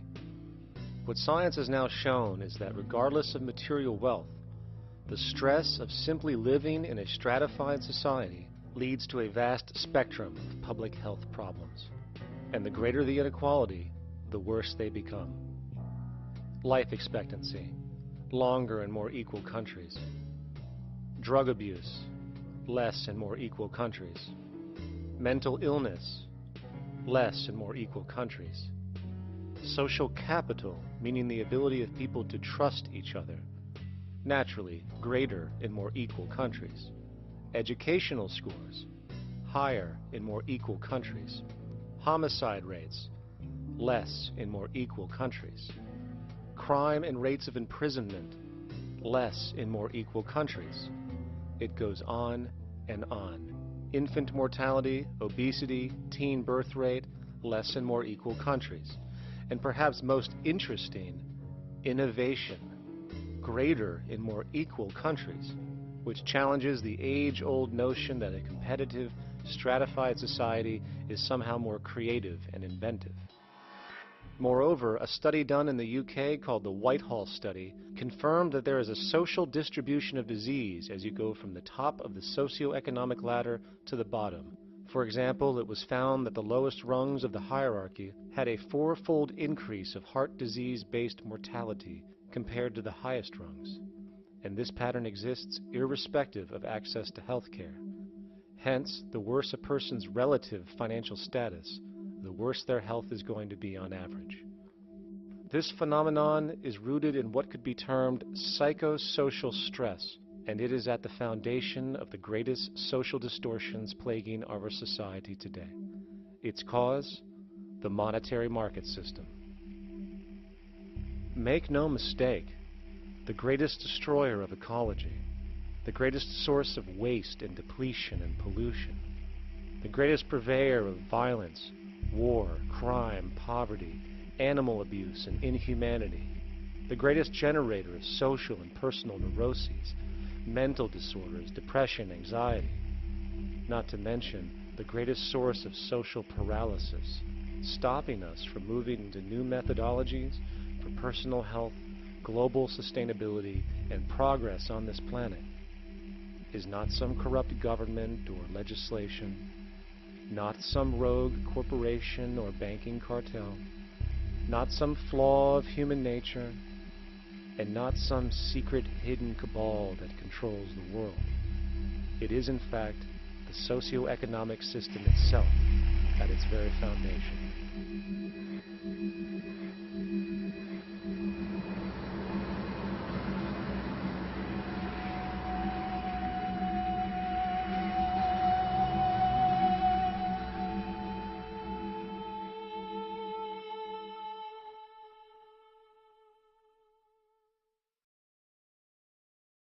Let's imagine for a moment we had the option to redesign human civilization from the ground up.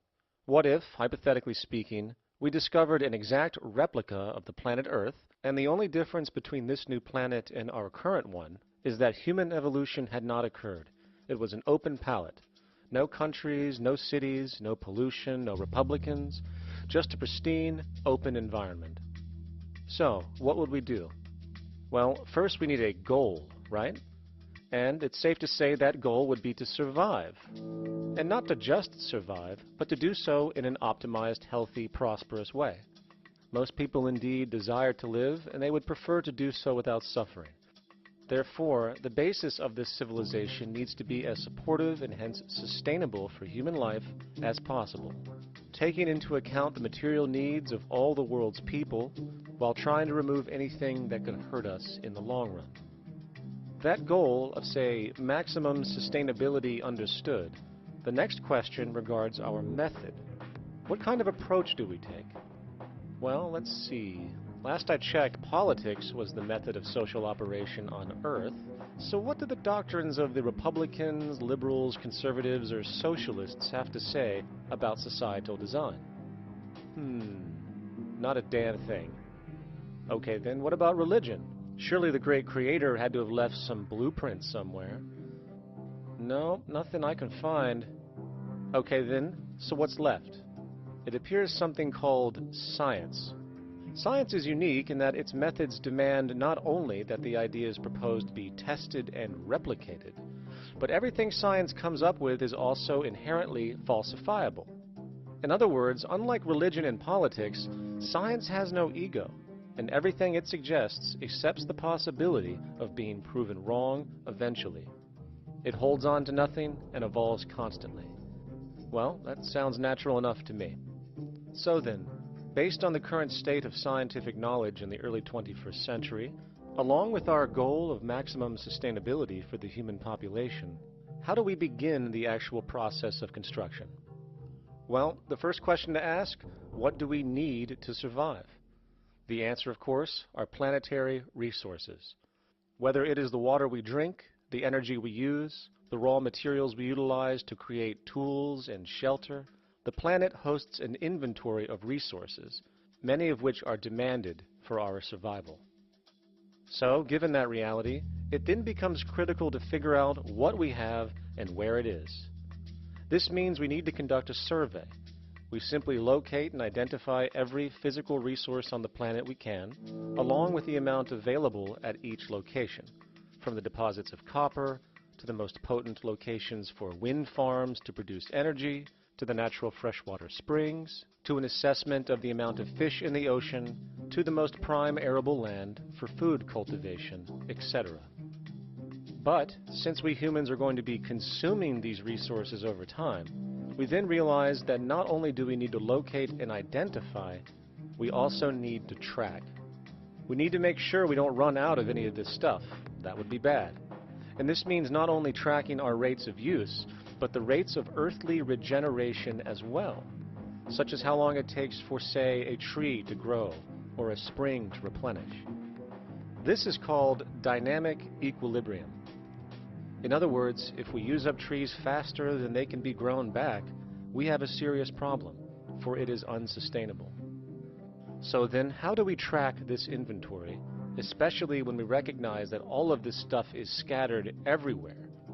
We have large mineral mines in what we call Africa, energy concentrations in the Middle East, huge tidal power possibilities on the Atlantic coast of North America, the largest supply of fresh water in Brazil, etc. Well, once again, good old science has a suggestion. It's called systems theory.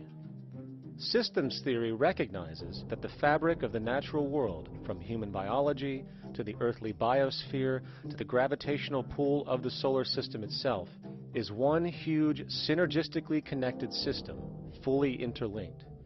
Just as human cells connect to form our organs, and the organs connect to form our bodies, and since our bodies cannot live without the earthly resources of food, air, and water, we are intrinsically connected to the earth, and so on. So, as nature suggests, we take all of this inventory and tracking data and create a system to manage it. A global resource management system, in fact, to account for every relevant resource on the planet. There is simply no logical alternative if our goal as a species is survival in the long run. We have to keep track as a whole. That understood, we can now consider production. How do we use all this stuff?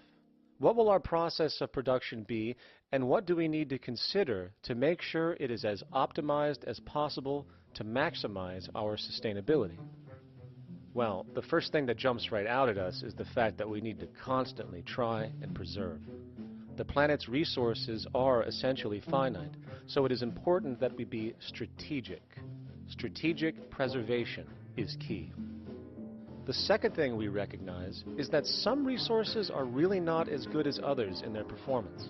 In fact, some of this stuff, when put into use, has a terrible effect on the environment, which invariably hinders our own health.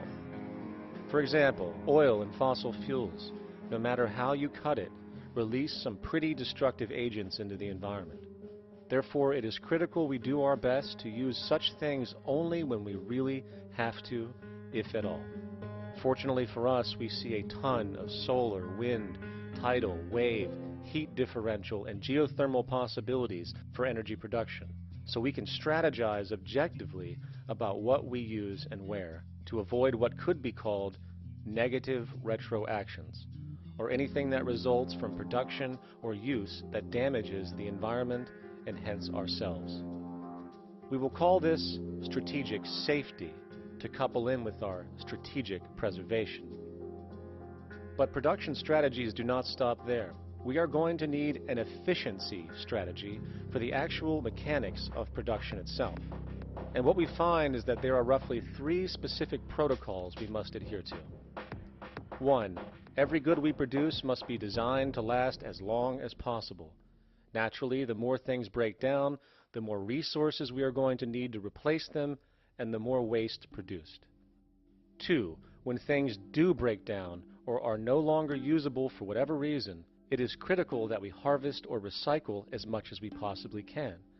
So the production design must take this into account directly at the very earliest stages. 3. Quickly evolving technologies, such as electronics, which are subject to the fastest rates of technological obsolescence, would need to be designed to foreshadow and accommodate physical updates. The last thing we want to do is throw away an entire computer system just because it has only one broken part or is outdated. So we simply design the components to be easily updated, part by part, standardized and universally interchangeable, foreshadowed by the current trend of technological change. And when we realize that the mechanisms of strategic preservation, strategic safety, and strategic efficiency are purely technical considerations, devoid of any human opinion or bias, we simply program these strategies into a computer which can weigh and calculate all the relevant variables, allowing us to always arrive at the absolute best method for sustainable production based on current understandings. And while that might sound complex, all it is a glorified calculator. Not to mention, such multivariate decision-making and monitoring systems are already used across the world today for isolated purposes. It is simply a process of scaling it out. So, now we not only have our resource management system, but also a production management system, both of which are easily computer automated to maximize efficiency, preservation, and safety. The informational reality is that the human mind, or even a group of humans, cannot track what needs to be tracked. It must be done by computers, and it can be. And this brings us to the next level, distribution. What sustainability strategies make sense here? Well, since we know that the shortest distance between 2 points is a straight line, and since energy is required to power transport machines, the less transport distance, the more efficient. Producing goods in one continent and shipping them over to another only makes sense if the goods in question simply cannot be produced in the target area. Otherwise, it is nothing but wasteful. We must localize production so distribution is simple, fast, and requires the least amount of energy. We'll call this the proximity strategy, which simply means we reduce the travel of goods as much as possible, whether raw materials or finished consumer products. Of course, it might also be important to know what goods we are transporting and why, and this falls under the category of demand. And demand is simply what people need to be healthy and to have a high quality of life. The spectrum of material human needs range from core life-supporting necessities, such as food, clean water, shelter, to social and recreational goods, which allow for relaxation and personal social enjoyment, both important factors in human and social health overall. So, very simply, we take another survey. People describe their needs. Demand is assessed, and production begins based on that demand. And since the level of demand of different goods will naturally fluctuate and change around different regions, we need to create a demand distribution tracking system, so to avoid overruns and shortages. Of course, this idea is old news. It is used in every major store chain today to make sure they keep up with their inventory. Only this time we are tracking on a global scale. But, wait a minute, we really can't fully understand demand if we don't account for the actual usage of the good itself. Is it logical and sustainable for every single human to, say, have one of everything made, regardless of their usage? No, that would be simply wasteful and inefficient. If a person has a need for a good, but that need is only for, say, 45 minutes a day on average, it would be much more efficient if that good was made available to them and to others when needed. Many forget that it isn't the good that they want, it is the purpose of that good. When we realize that the good itself is only as important as its utility, we see that external restriction, or what we might call today ownership, is extremely wasteful and environmentally illogical in a fundamental economic sense. So, we need to devise a strategy called strategic access. This would be the foundation of our demand distribution tracking system, which makes sure we can meet the demand of the population's needs for access of whatever they need when they need it. And as far as physically obtaining the goods, centralized and regional access centers all make sense for the most part, placed in close proximity to the population, and a person would simply come in, take the item, use it, and when finished, return it when it is no longer needed. Sort of how a library works today. In fact, these centers could not only exist in the community in the way we see local stores today, but specialized access centers would exist in specific areas where often certain goods are utilized, saving more energy with less repeat transport. And once this demand tracking system is in order, it is tied into our production management system, and of course into our resource management system, hence creating a unified, dynamically updating, global economic management machine that simply makes sure we remain sustainable, starting with securing the integrity of our finite resources, moving to make sure we only create the best, most strategic goods possible, while distributing everything in the most intelligent and efficient way. And the unique result of this preservation-based approach, which is intuitively counter to many, is that this logical, ground-up, empirical process of preservation and efficiency, which can only define true human sustainability on this planet, would likely enable something never before seen in human history. Access abundance, not just for a percentage of the global population, but the entire civilization. This economic model, as was just generalized, this responsible systems approach to total Earth resource management and processes, designed again to do nothing less than take care of humanity as a whole in the most efficient and sustainable way, could be termed a resource-based economy. The idea was defined in the 1970s by structural engineer Jacques Fresco. He understood back then that society was on a collision course with nature and itself, unsustainable on every level. And if things didn't change, we would destroy ourselves one way or another. Are all these things you're saying, Jacques, could they be built with what we know today, or are some of these things, are you guessing based on what we know today? No. All of these things can be built with what we know today. It would take 10 years to change the surface of the Earth, to rebuild the world into a second Garden of Eden. The choice lies with you. the stupidity of a nuclear arms race, the development of weapons, trying to solve your problems politically by electing this political party or that political party, that all politics is immersed in corruption. Let me say it again. Communism, socialism, fascism, the Democrats, the liberals, we want to absorb human beings.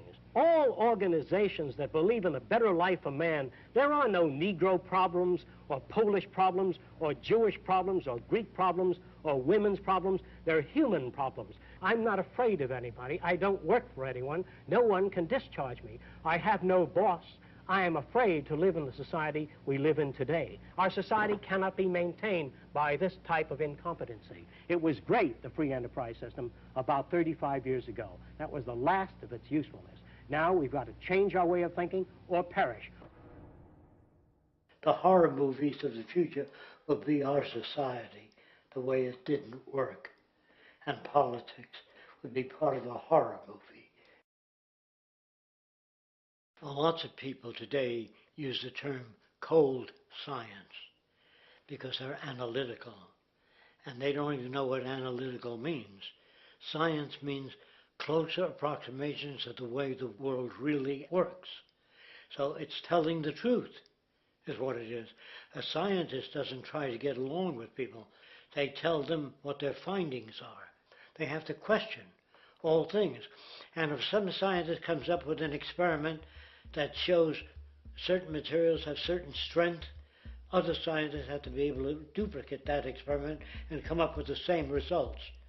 Even if a scientist feels that an airplane wing, due to mathematics or calculations, can hold up a given amount of weight, they still pile sandbags on it to see when it breaks. And they say, you know, my calculations are right, or they're not correct. I love that system because it's free of bias and free of thinking that math can solve all the problems. You have to put your math to test also. I think that every system that can be put to test should be put to test, and that all decisions should be based upon research. A resource-based economy is simply the scientific method applied to social concern, an approach utterly absent in the world today. Society is a technical invention, and the most efficient methods of optimized human health, physical production, distribution, city infrastructure, and the like reside in the field of science and technology, not politics or monetary economics. It operates in the same systematic way as, say, an airplane, and there is no Republican or liberal way to build an airplane. Likewise, nature itself is the physical referent we use to prove our science, and it is a set system, emerging only from our increased understanding of it. In fact, it has no regard for what you subjectively think or believe to be true. Rather, it gives you an option.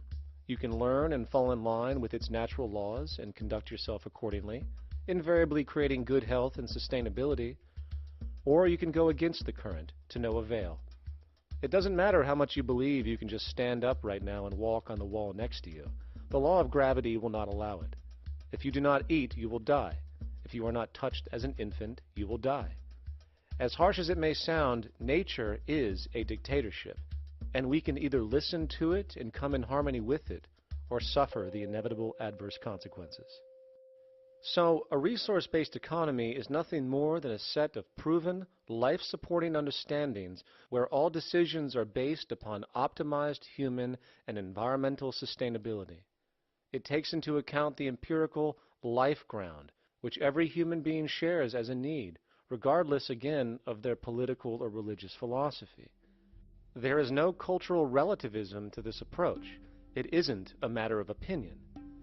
Human needs are human needs, and having access to the necessities of life, such as clean air, nutritious food, and clean water, along with a positively reinforcing, stable, nurturing, and non-violent environment, is demanded for our mental and physical health, our evolutionary fitness, and hence the species' survival itself. A resource-based economy would be based upon available resources. You can't just bring a lot of people to an island or build a city of 50,000 people without having access to the necessities of life.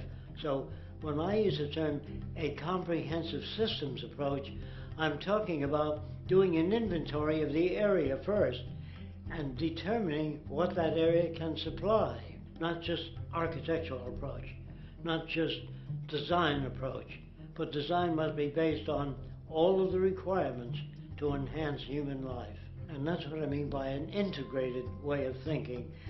Food, clothing, shelter, warmth, love, all those things are necessary. If you deprive people of any of them, you have a lesser human being, less capable of functioning. As previously outlined, a resource-based economy's ground-up, global, systems approach to extraction, production, and distribution is based upon a set of true economic mechanisms, or strategies, which guarantee efficiency and sustainability in every area of the economy. So, continuing this train of thought regarding logical design, what is next in our equation? Where does all this materialize? Cities.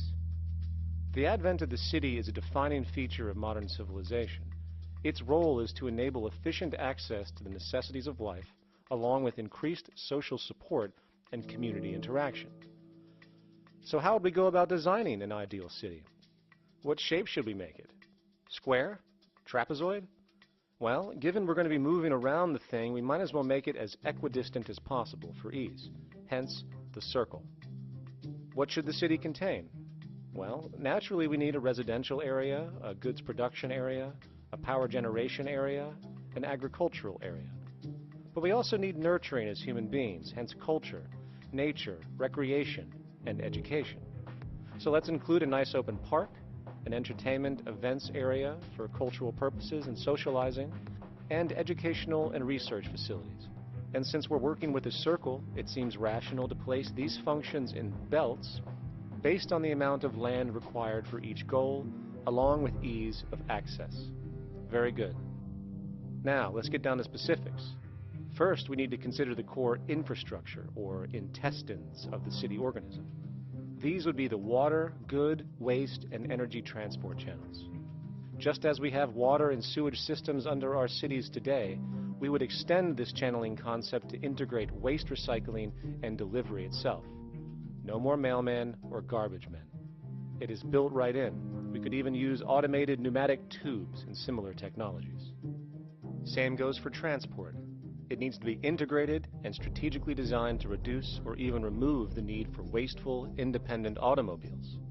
Electric trams, conveyors, transveyors, and maglevs, which can take you virtually anywhere in the city, even up and down, along with connecting you to other cities as well. And of course, in the event an automobile is required, it is automated by satellite for safety and integrity. In fact, this automation technology is in working order right now. Automobile accidents kill about 1.2 million people every single year, injuring about 50 million. This is absurd and doesn't have to occur. Between efficient city design and automated driverless cars, this death toll can be virtually eliminated. Agriculture. Today, through our haphazard, cost-cutting industrial methods, using pesticides, excessive fertilizers, and other means, we have successfully destroyed much of the arable land on this planet, not to mention also extensively poisoning our bodies. In fact, industrial and agricultural chemical toxins now show up in virtually every human being tested, including infants. Fortunately, there is a glaring alternative: the soilless mediums of hydroponics and aeroponics, which also reduce nutrient and water requirements by up to 75% of our current usage. Food can now be organically grown on an industrial scale in enclosed vertical farms, such as in 50-story 1-acre plots, virtually eliminating the need for pesticides and hydrocarbons in general. This is the future of industrial food cultivation: efficient, clean, and abundant. So, such advanced systems would be, in part, what comprise our agricultural belt, producing all the food required for the entire city's population, with no need to import anything from the outside, saving time, waste, and energy. And speaking of energy, the energy belt would work in a systems approach to extract electricity from our abundant renewable mediums, specifically wind, solar, geothermal, and heat differentials, and if near water potentials, tidal and wave power. To avoid intermittency and make sure a positive net energy return occurs, these mediums would operate in an integrated system, powering each other when needed, while storing excessive energy to large supercapacitors under the ground, so nothing can go to waste. And not only does the city power itself, particular structures will also power independently and generate electricity through photovoltaic paints, structural pressure transducers, the thermocouple effect, and other current but underutilized technologies. But of course, this begs the question, how does this technology and goods in general get created in the first place? This brings us to production. The industrial belt, apart from having hospitals and the like, would be the hub of factory production. Completely localized overall, it would of course obtain raw materials by way of the global resource management system just discussed, with demand being generated by the population of the city itself. As far as the mechanics of production, we need to discuss a new, powerful phenomenon which was sparked very recently in human history and is on pace to changing everything. It's called mechanization, or the automation of labor.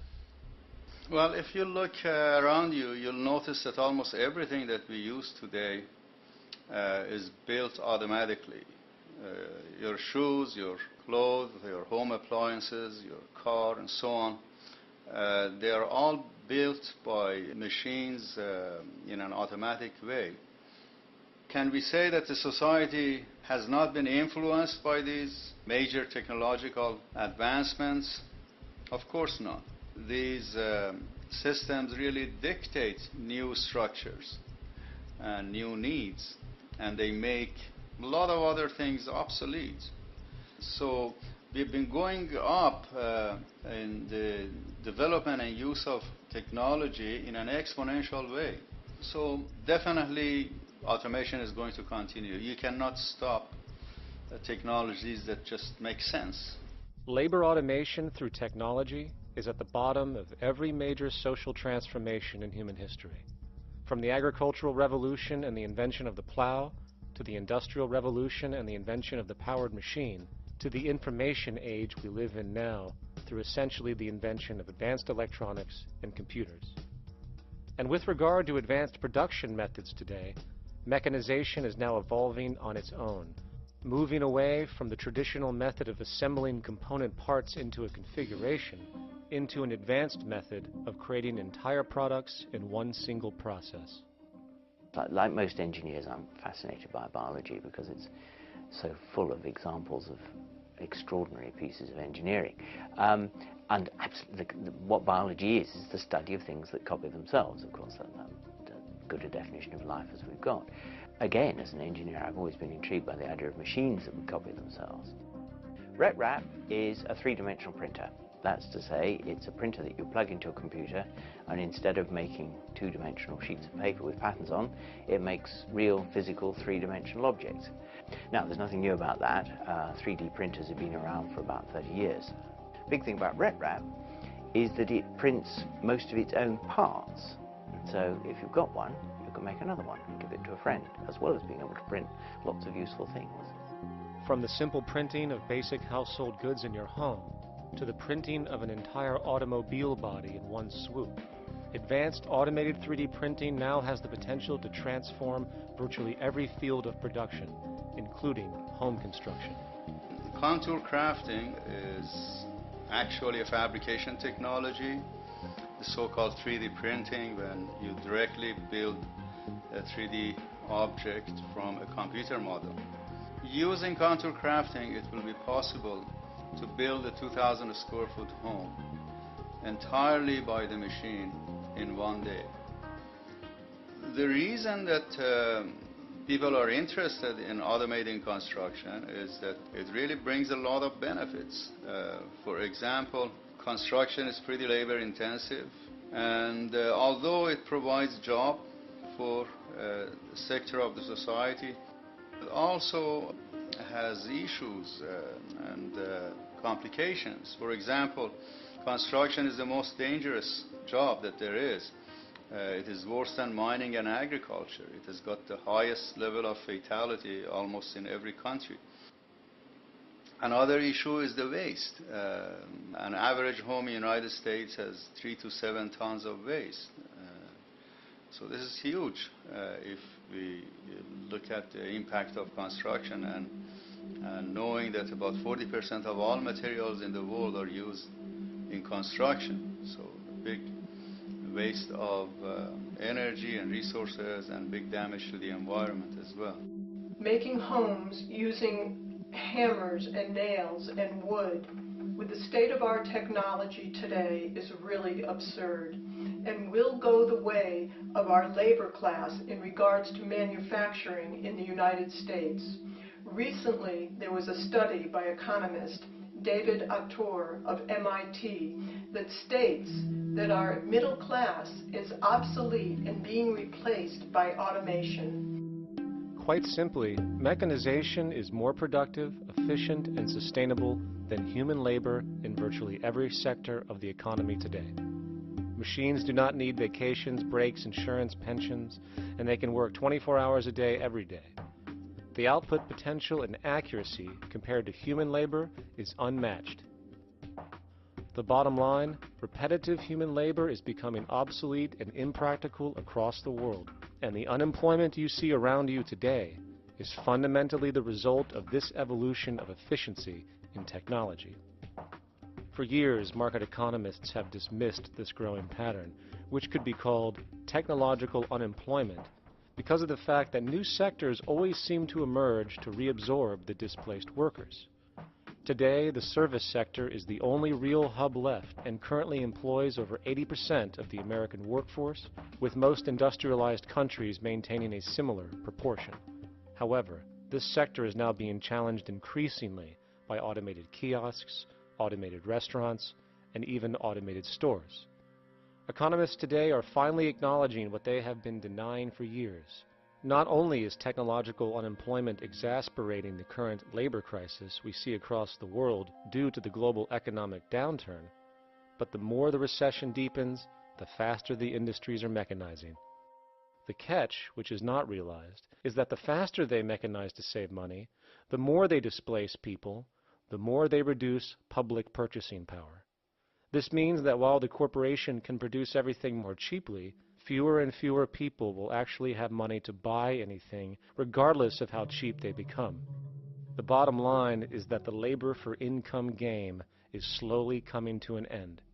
In fact, if you take a moment to reflect on the jobs which are in existence today, which automation could take over right now if applied, 75% of the global workforce could be replaced by mechanization tomorrow. And this is why, in a resource-based economy, there is no monetary market system, no money at all, for there is no need. A resource-based economy recognizes the efficiency of mechanization and accepts it for what it offers. It doesn't fight it like we do today. Why? Because it is irresponsible not to, given any interest in efficiency and sustainability. And this brings us back to our city system. In the center is the central dome, which not only houses the educational facilities and transportation hub, it also hosts the mainframe that runs the city's technical operations. The city is, in fact, one big automated machine. It has sensors in all technical belts to track the progress of agriculture, energy gathering, production, distribution, and the like. Now, would people be needed to oversee these operations in the event of a malfunction or the like? Most probably yes, but that number would decrease over time as improvements continue. However, as of today, maybe 3% of the city population would be needed for this job when you break it down.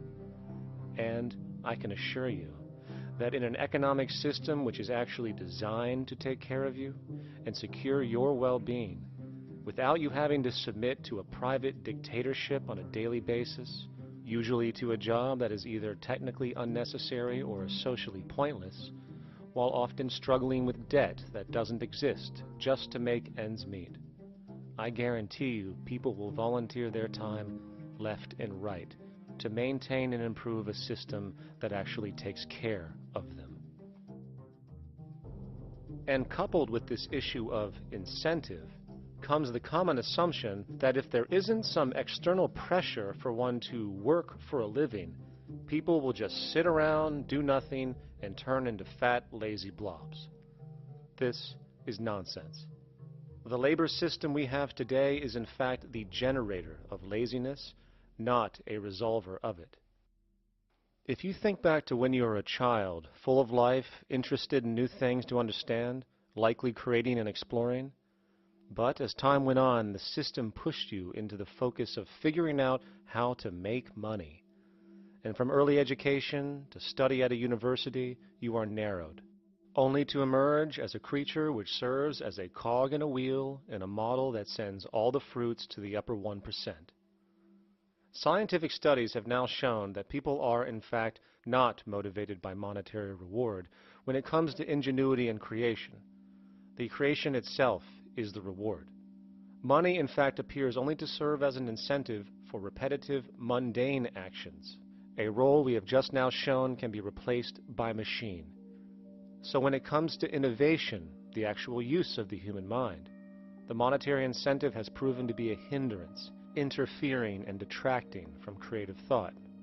And this might explain why Nikola Tesla, the Wright brothers, and other inventors who contributed massively to our current world never showed a monetary incentive to do so. Money is, in fact, a false incentive and causes 100 times more distortion than it does contribution. Good morning, class. Please settle down. The first thing I would like to do is go around the room and ask what everyone would like to be when they grow up. Who would like to go first? Okay, how about you, Sarah? When I grow up, I want to work at McDonald's like my mom. Oh, family tradition, eh? How about you, Linda? When I grow up, I'm going to be a prostitute on the streets of New York City. Oh, glamour girl, huh? Very ambitious. How about you, Tommy? When I grow up, I'm going to be a rich, elitist businessman who works on Wall Street and profits off of the collapse of foreign economies. Enterprising. And great to see some multicultural interest. As stated before, a resource-based economy applies the scientific method to social concern, and this isn't limited to simply technical efficiency. It also has the consideration of human and social well-being directly and what comprises it.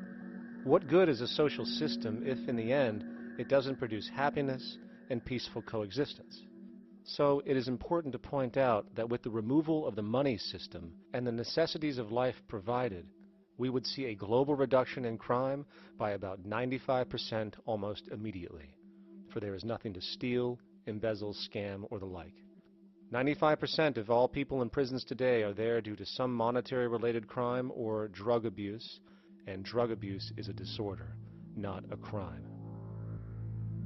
So what about the other 5%, the truly violent, often seeming to some as being violent for the sake of being violent? Are they just evil people? The reason that I frankly think it's a waste of time to engage in moral value judgments about people's violence is because it doesn't advance by one iota our understanding of either the causes or the prevention of the violent behavior. People sometimes ask if I believe in forgiving criminals. My answer to that is no, I don't believe in forgiveness any more than I believe in condemnation. It's only if we as a society can take the same attitude of treating violence as a problem in public health and preventive medicine rather than as a moral evil, it's only when we make that change in our own attitudes and assumptions and values that we will actually succeed in reducing the level of violence rather than stimulating it, which is what we do now. The more justice you seek, the more hurt you become, because there's no such thing as justice. There is whatever there is out there. That's it. In other words, if people are conditioned to be racist and bigots, if they're brought up in an environment that advocates that, why do you blame the person for it? They're a victim of a subculture. Therefore, they have to be helped. The point is, we have to redesign the environment that produces aberrant behavior. That's the problem, not putting a person in jail. That's why judges, lawyers, freedom of choice, such concepts are dangerous, because it gives you misinformation that the person is bad or that person is a serial killer. Serial killers are made just like soldiers become serial killers with a machine gun. They become killing machines, but nobody looks at them as murderers or assassins because that's natural. So we blame people. We say, well, this guy was a Nazi, he tortured Jews. No, he was brought up to torture Jews. Once you accept the fact that people have individual choices and they're free to make those choices, free to make choices means without being influenced. And I can't understand that at all. All of us are influenced in all our choices by the culture we live in, by our parents, and by the values that dominate. So we're influenced. So there can't be free choices. What's the greatest country in the world? The true answer, I haven't been all over the world, and I don't know enough about different cultures to answer that question. I don't know anybody that speaks that way. They say, it's good old USA, the greatest country in the world. There's no survey. Have you been to India? No. Have you been to England? No. Have you been to France? No. What do you make your assumptions on? They can't answer. They get mad at you. They say, well, goddamn it, who the hell are you to tell me what to think? You know, don't forget, you're dealing with aberrated people. They're not responsible for their answers. They're victims of culture. That means they've been influenced by their culture.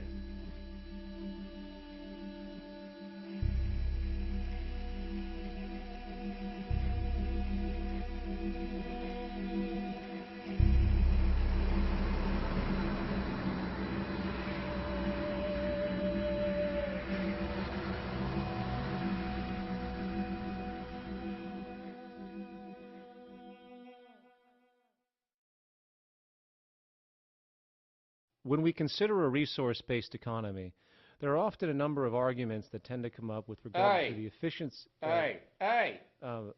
Now hold on just a minute. Yes? I know what this is. This is called Marxism, buddy. Stalin killed 800 billion people because of ideas like this. My father died in the gulag. Hold on. Communist, fascist. You don't like America, you should just leave. All right, everybody just calm down. And as the irrationality of the audience grew, shocked and confused, suddenly the narrator suffered a fatal heart attack. And the seemingly communist propaganda film was no more.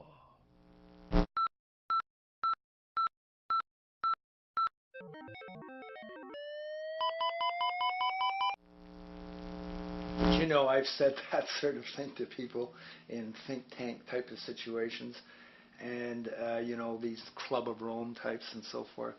Marxist. What Marxist? Where did that come from? You know, they got this icon they hold on to as their holy grail, and it's such an easy one, you know. People ask if I'm a socialist or a communist or a capitalist, and I say I'm none of the above. And why do you think that those are the only options? All of those political constructs were created by writers who assumed that we lived on a planet of infinite resources. Not a one of those political philosophies even contemplates that there might be a shortage of anything. I believe that communism, socialism, free enterprise, fascism are part of social evolution, that you can't take a giant step from one culture to another, but they're in-between systems. Before there's any ism, we've got a life ground, and the life ground is, as I just described most easily, it's all the conditions required to take your next breath, and that involves the air you breathe, the water you get, the safety you have, the education you can access, all these things that we share and use and that no life in any culture can do without. So we've got to reset down to the life ground, and the life ground is no longer any ism. It's life value analysis. It's simply a matter of historical fact that the dominant intellectual culture of any particular society reflects the interest of the dominant group in that society. In a slave-owning society, the beliefs about human beings and human rights and so on will reflect the needs of the slave owners. In a society which again is based on the power of certain people to control and profit from the lives and work of millions of others. The dominant intellectual culture will reflect the needs of the dominant group. And so that if you look across the board, the ideas that pervade psychology and sociology and history and political economy and political science fundamentally reflect certain elite interests. And the academics who question that too much tend to get shunted to the side or to be seen as sort of radicals. The dominant values of a culture tend to support and perpetuate what is rewarded by that culture. And in a society where success and status is measured by material wealth, not social contribution, it is easy to see why the state of the world is what it is today. We are dealing with a value system disorder, completely denatured, where the priority of personal and social health have become secondary to the detrimental notions of artificial wealth and limitless growth. And like a virus, this disorder now permeates every facet of government, news media, entertainment, and even academia. And built into its structure are mechanisms of protection from anything that might interfere. Disciples of the monetary market religion, the self-appointed guardians of the status quo, constantly seek out ways to avoid any form of thought which might interfere with their beliefs, the most common of which are projected dualities. If you are not a Republican, you must be a Democrat. If you are not a Christian, you might be a Satanist. And if you feel society can be greatly improved to consider perhaps, I don't know, taking care of everyone, you're just a utopianist. And the most insidious of them all, if you are not for the free market, you must be against freedom itself. I'm a believer in freedom. Every time you hear the word freedom being said anywhere or government interference said anywhere, it means, decoded, blocking maximization of turning money into more money for private money possessors. That's it. Every other thing they'll say, oh, we need more commodities for people, oh, this is freedom against tyranny and so forth. Every time you see it, you can decode it down to that. And I think you'll find a one-to-one correlation with every time they use it. And this is a sense in which we might call it's a syntax, a governing syntax of understanding and of value, so that it governs beneath their own recognition of it. So they may not say, oh, I didn't mean that at all, but in fact, that's what they do. Just like you may speak a grammar, and you have rules of grammar you follow without recognizing what the rules are. And so what we have is what I call the ruling value syntax that underlies this. So every time they use these words, government interference, lack of freedom, or progress, or development, you can decode them all to come back to mean that. Of course, when you hear the word freedom, it tends to be in the same sentence with something called democracy. It's fascinating how people today seem to believe that they actually have a relevant influence on what their government does, forgetting that the very nature of our system offers everything for sale. The only vote that counts is the monetary vote, and it doesn't matter how much any activist yells about ethics or accountability. In a market system, every politician, every legislation, and hence every government is for sale. And even with the $20 trillion bank bailout starting in 2007, an amount of money which could have changed, say, the global energy infrastructure to fully renewable methods, instead going to a series of institutions that literally do nothing to help society, institutions that could be removed tomorrow with no recourse. The blind conditioning that politics and politicians exist for the public well-being still continues. The fact is, politics is a business, no different than any other in a market system, and they care about their self-interest before anything else. I don't really, honestly, deep down believe in political action. I think the system contracts and expands as it wants to. It accommodates these changes. I think the civil rights movement was an accommodation on the part of those who own the country. I think they see where their self-interest lies. They see a certain amount of freedom seems good, an illusion of liberty. Give these people a voting day every year so that they'll have the illusion of meaningless choice. Meaningless choice, that we go like slaves and say, "Joe, I voted." The limits of debate in this country are established before the debate even begins, and everyone else is marginalized. They're made to seem either to be communists or some sort of disloyal person. A kook, there's a word. And now it's conspiracy. See, they've made that something that should not be even entertained for a minute, that powerful people might get together and have a plan. Doesn't happen. You're a kook. You're a conspiracy buff. And of all the mechanisms of defense of this system, there are two that repeatedly come up. The first is this idea that the system has been the cause of the material progress we have seen on this planet. Well, no. There are basically two root causes which have created the increased so-called wealth and population growth we see today. One, the exponential advancement of production technology, hence scientific ingenuity. And two, the initial discovery of abundant hydrocarbon energy, which is currently the foundation of the entire socioeconomic system. The free market, capitalist, monetary market system, whatever you want to call it, has done nothing but ride the wave of these advents with a distorted incentive system and a haphazard, grossly unequal method of utilizing and distributing those fruits.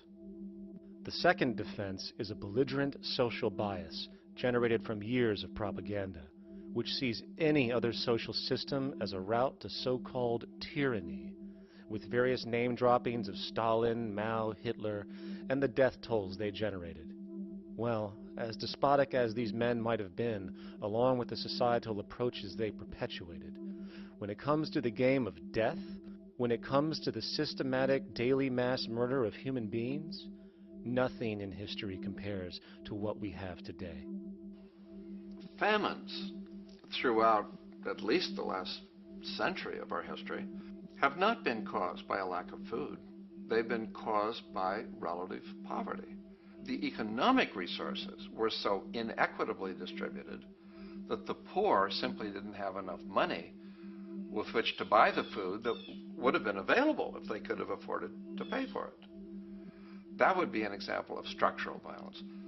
Another example, in Africa and some other areas, but I'll particularly focus on Africa, tens of millions of people are dying of AIDS. Why are they dying? It's not because we don't know how to treat AIDS. We have, millions of people in the wealthy countries are getting along remarkably well because they have the medicines that will treat it. The people in Africa who are dying of AIDS are not dying because of the HIV virus. They're dying because they don't have the money with which to pay for the drugs that would keep them alive. Gandhi saw this. He said the deadliest form of violence is poverty. And that's absolutely right. Poverty kills far more people than all the wars in history, more people than all the murderers in history, more than all the suicides in history.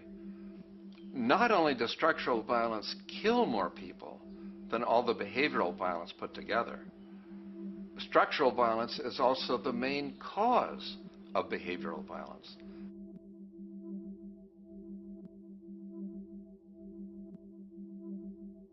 Oil is the foundation of, and it is present throughout the edifice of human civilization.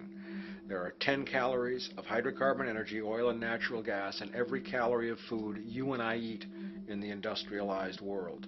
Fertilizers are made from natural gas. Pesticides are made from oil. You drive oil-powered machines to plant, plow, irrigate, harvest, transport, package. You wrap the food in plastic, that's oil. All plastic is oil. There are 7 gallons of oil in every tire. Oil is everywhere. It's ubiquitous. And it's only because of oil that there are 7 billion people, or almost 7 billion people on this planet right now. The arrival of this cheap, easy energy, which is equivalent, by the way, to billions of slaves working around the clock, changed the world in such a radical way over the last century, and the population has gone up 10 times. But by 2050, oil supply is able to support less than half the present world's population in their present way of life. So the scale of adjustment to live differently is just enormous. The world is now using 6 barrels of oil for every barrel it finds. 5 years ago, it was using 4 barrels of oil for every barrel it finds. A year from now, it's going to be using 8 barrels of oil for every barrel it finds. What's disturbing to me is the lack of any real effort from governments worldwide or industry leaders worldwide to do something different. I mean, we have these sort of attempts to build more wind power and to maybe do something with tide. We've got attempts to make our cars a little bit more efficient. But there's nothing which really looks like a revolution coming along. These are all pretty minor. And that, I think, is pretty frightening. And the governments who are driven by these economists who don't really appreciate what we're talking about are trying to stimulate consumerism to restore past prosperity in the hope that they can restore the past. They're printing yet more money lacking any collateral at all. So if the economy improves and recovers and growth, famous growth comes back, it'll only be short-lived because within a short period of time, counted in months rather than years, it'll hit the supply barrier again. There'll be another price shock and a deeper recession. So I think we go into a series of vicious circles. So you have the economic growth going up, price spike, everything shuts down, that's where we are now. Then it starts to come up again. But what we have now is this area where there's no more ability to produce cheap energy. We're at the peak. We're on the downslope of oil production. No way you're going to get any more out of the ground any faster, which means that things shut down. The price of oil drops, which it did in early 2009, but then as you have an ersatz so-called recovery, the price of oil starts to come back. It's recently been hovering around $80 a barrel, and what we see is at $80 a barrel now, with the economic and financial collapse, people are having a hard time affording that. World oil production right now is about 86 million barrels a day. Over 10 years, you're looking at roughly 40 million barrels a day having to be replaced. There's nothing around which can come even within 1% of meeting that sort of demand. If we don't do something pretty quickly, there's going to be a huge energy deficiency. I think the big mistake is in not recognizing a decade or so ago that a concerted effort needed to be made to develop these sustainable forms of energy. I think that's something our grandchildren will look back on with total disbelief. You people knew that you were dealing with a finite commodity. How could you possibly have built your economy around something which was going to disappear? For the first time in human history, the species is now faced with the depletion of a core resource central to our current system of survival. And the punchline of the whole thing is that even with oil becoming more and more scarce, the economic system will still blindly push its cancerous growth model, so people can go out and buy more oil-powered cars to generate GDP and jobs, exasperating the decline. Are there solutions to replace the edifice of the hydrocarbon economy? Of course. But the path needed to accomplish these changes will not manifest through the market system protocols required, since new solutions can only be implemented through the profit mechanism. People are not investing in renewable energies because there is no money in it in both the long and short term, and the commitment needed to make it happen can only occur at a severe financial loss. Hence, there is no monetary incentive, and in this system, if there's no monetary incentive, things do not happen. And on top of it all, peak oil is just one of many surfacing consequences of the environmental social train wreck gaining speed today. Other declines include freshwater, the very fabric of our existence, which is currently showing shortages for 2.8 billion people, and those shortages are on pace to reach 4 billion by 2030.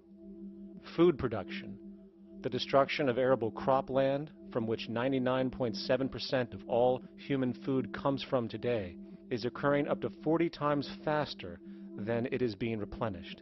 And over the last 40 years, 30% of the arable land has become unproductive.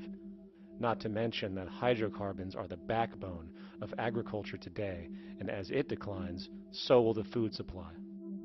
As far as resources in general, at our current patterns of consumption, by 2030 we will need 2 planets to continue our rates. not to mention the continual destruction of life-supporting biodiversity, causing extinction spasms and environmental destabilization across the globe. And with all of these declines, we have the near exponential population growth, where by 2030 there might be over 8 billion people on this planet. Energy production alone would need to increase 44% by 2030 to meet such demand. And again, since money is the only initiator of action, are we to expect that any country on the planet is going to be able to afford the massive changes needed to revolutionize agriculture, water processing, energy production, and the like, when the global debt pyramid scheme is slowly shutting the entire world down? Not to mention the fact that the unemployment you currently see is going to become normality due to the nature of technological unemployment. The jobs are not coming back. And finally, a broad social perspective. From 1970 to 2010, poverty on this planet doubled due to this system. And given our current state, do you honestly think we will see anything less than more doubling, more suffering, and more mass starvation? There is not going to be any recovery. This is not some long depression that we're someday going to pull out of. I think the next phase we're going to see after the next round of economic collapse is massive civil unrest, when employment checks stop being paid because the states have no money left. And when things get so bad that people lose confidence in their elected leaders, they will demand change if we don't kill each other in the process or destroy the environment. I'm just afraid that we might get to the point of no return.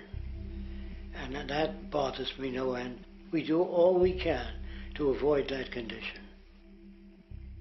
It's clear that we're on the verge of a great transition in human life. What we face now is this fundamental change of the life we've known over the last century. There has to be a link between the economy and the resources of this planet, the resources being, of course, all animal and plant life, the health of the oceans and everything else.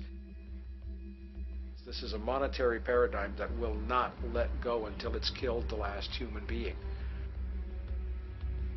The in-group will do all it can to stay in power. And that's what you got to keep in mind. They'll use the Army and Navy and lies or whatever they have to use to keep in power. They're not about to give it up because they don't know of any other system that will perpetuate their kind.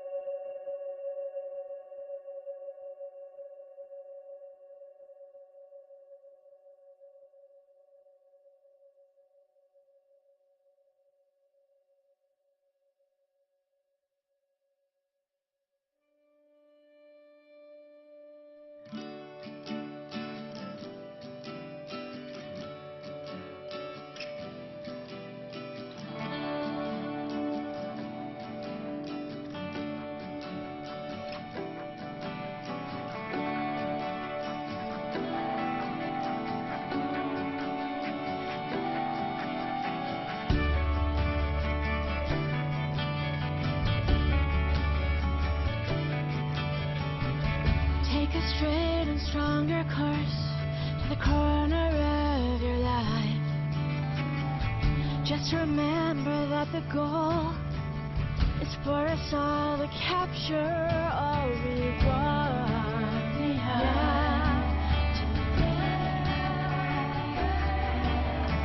Don't surround yourself with yourself. Move on back to squares. Send an instant karma to me, and I shall live with love and care for yourself. 'Cause it's time and time with your time, and its news is captured for the Queen to use.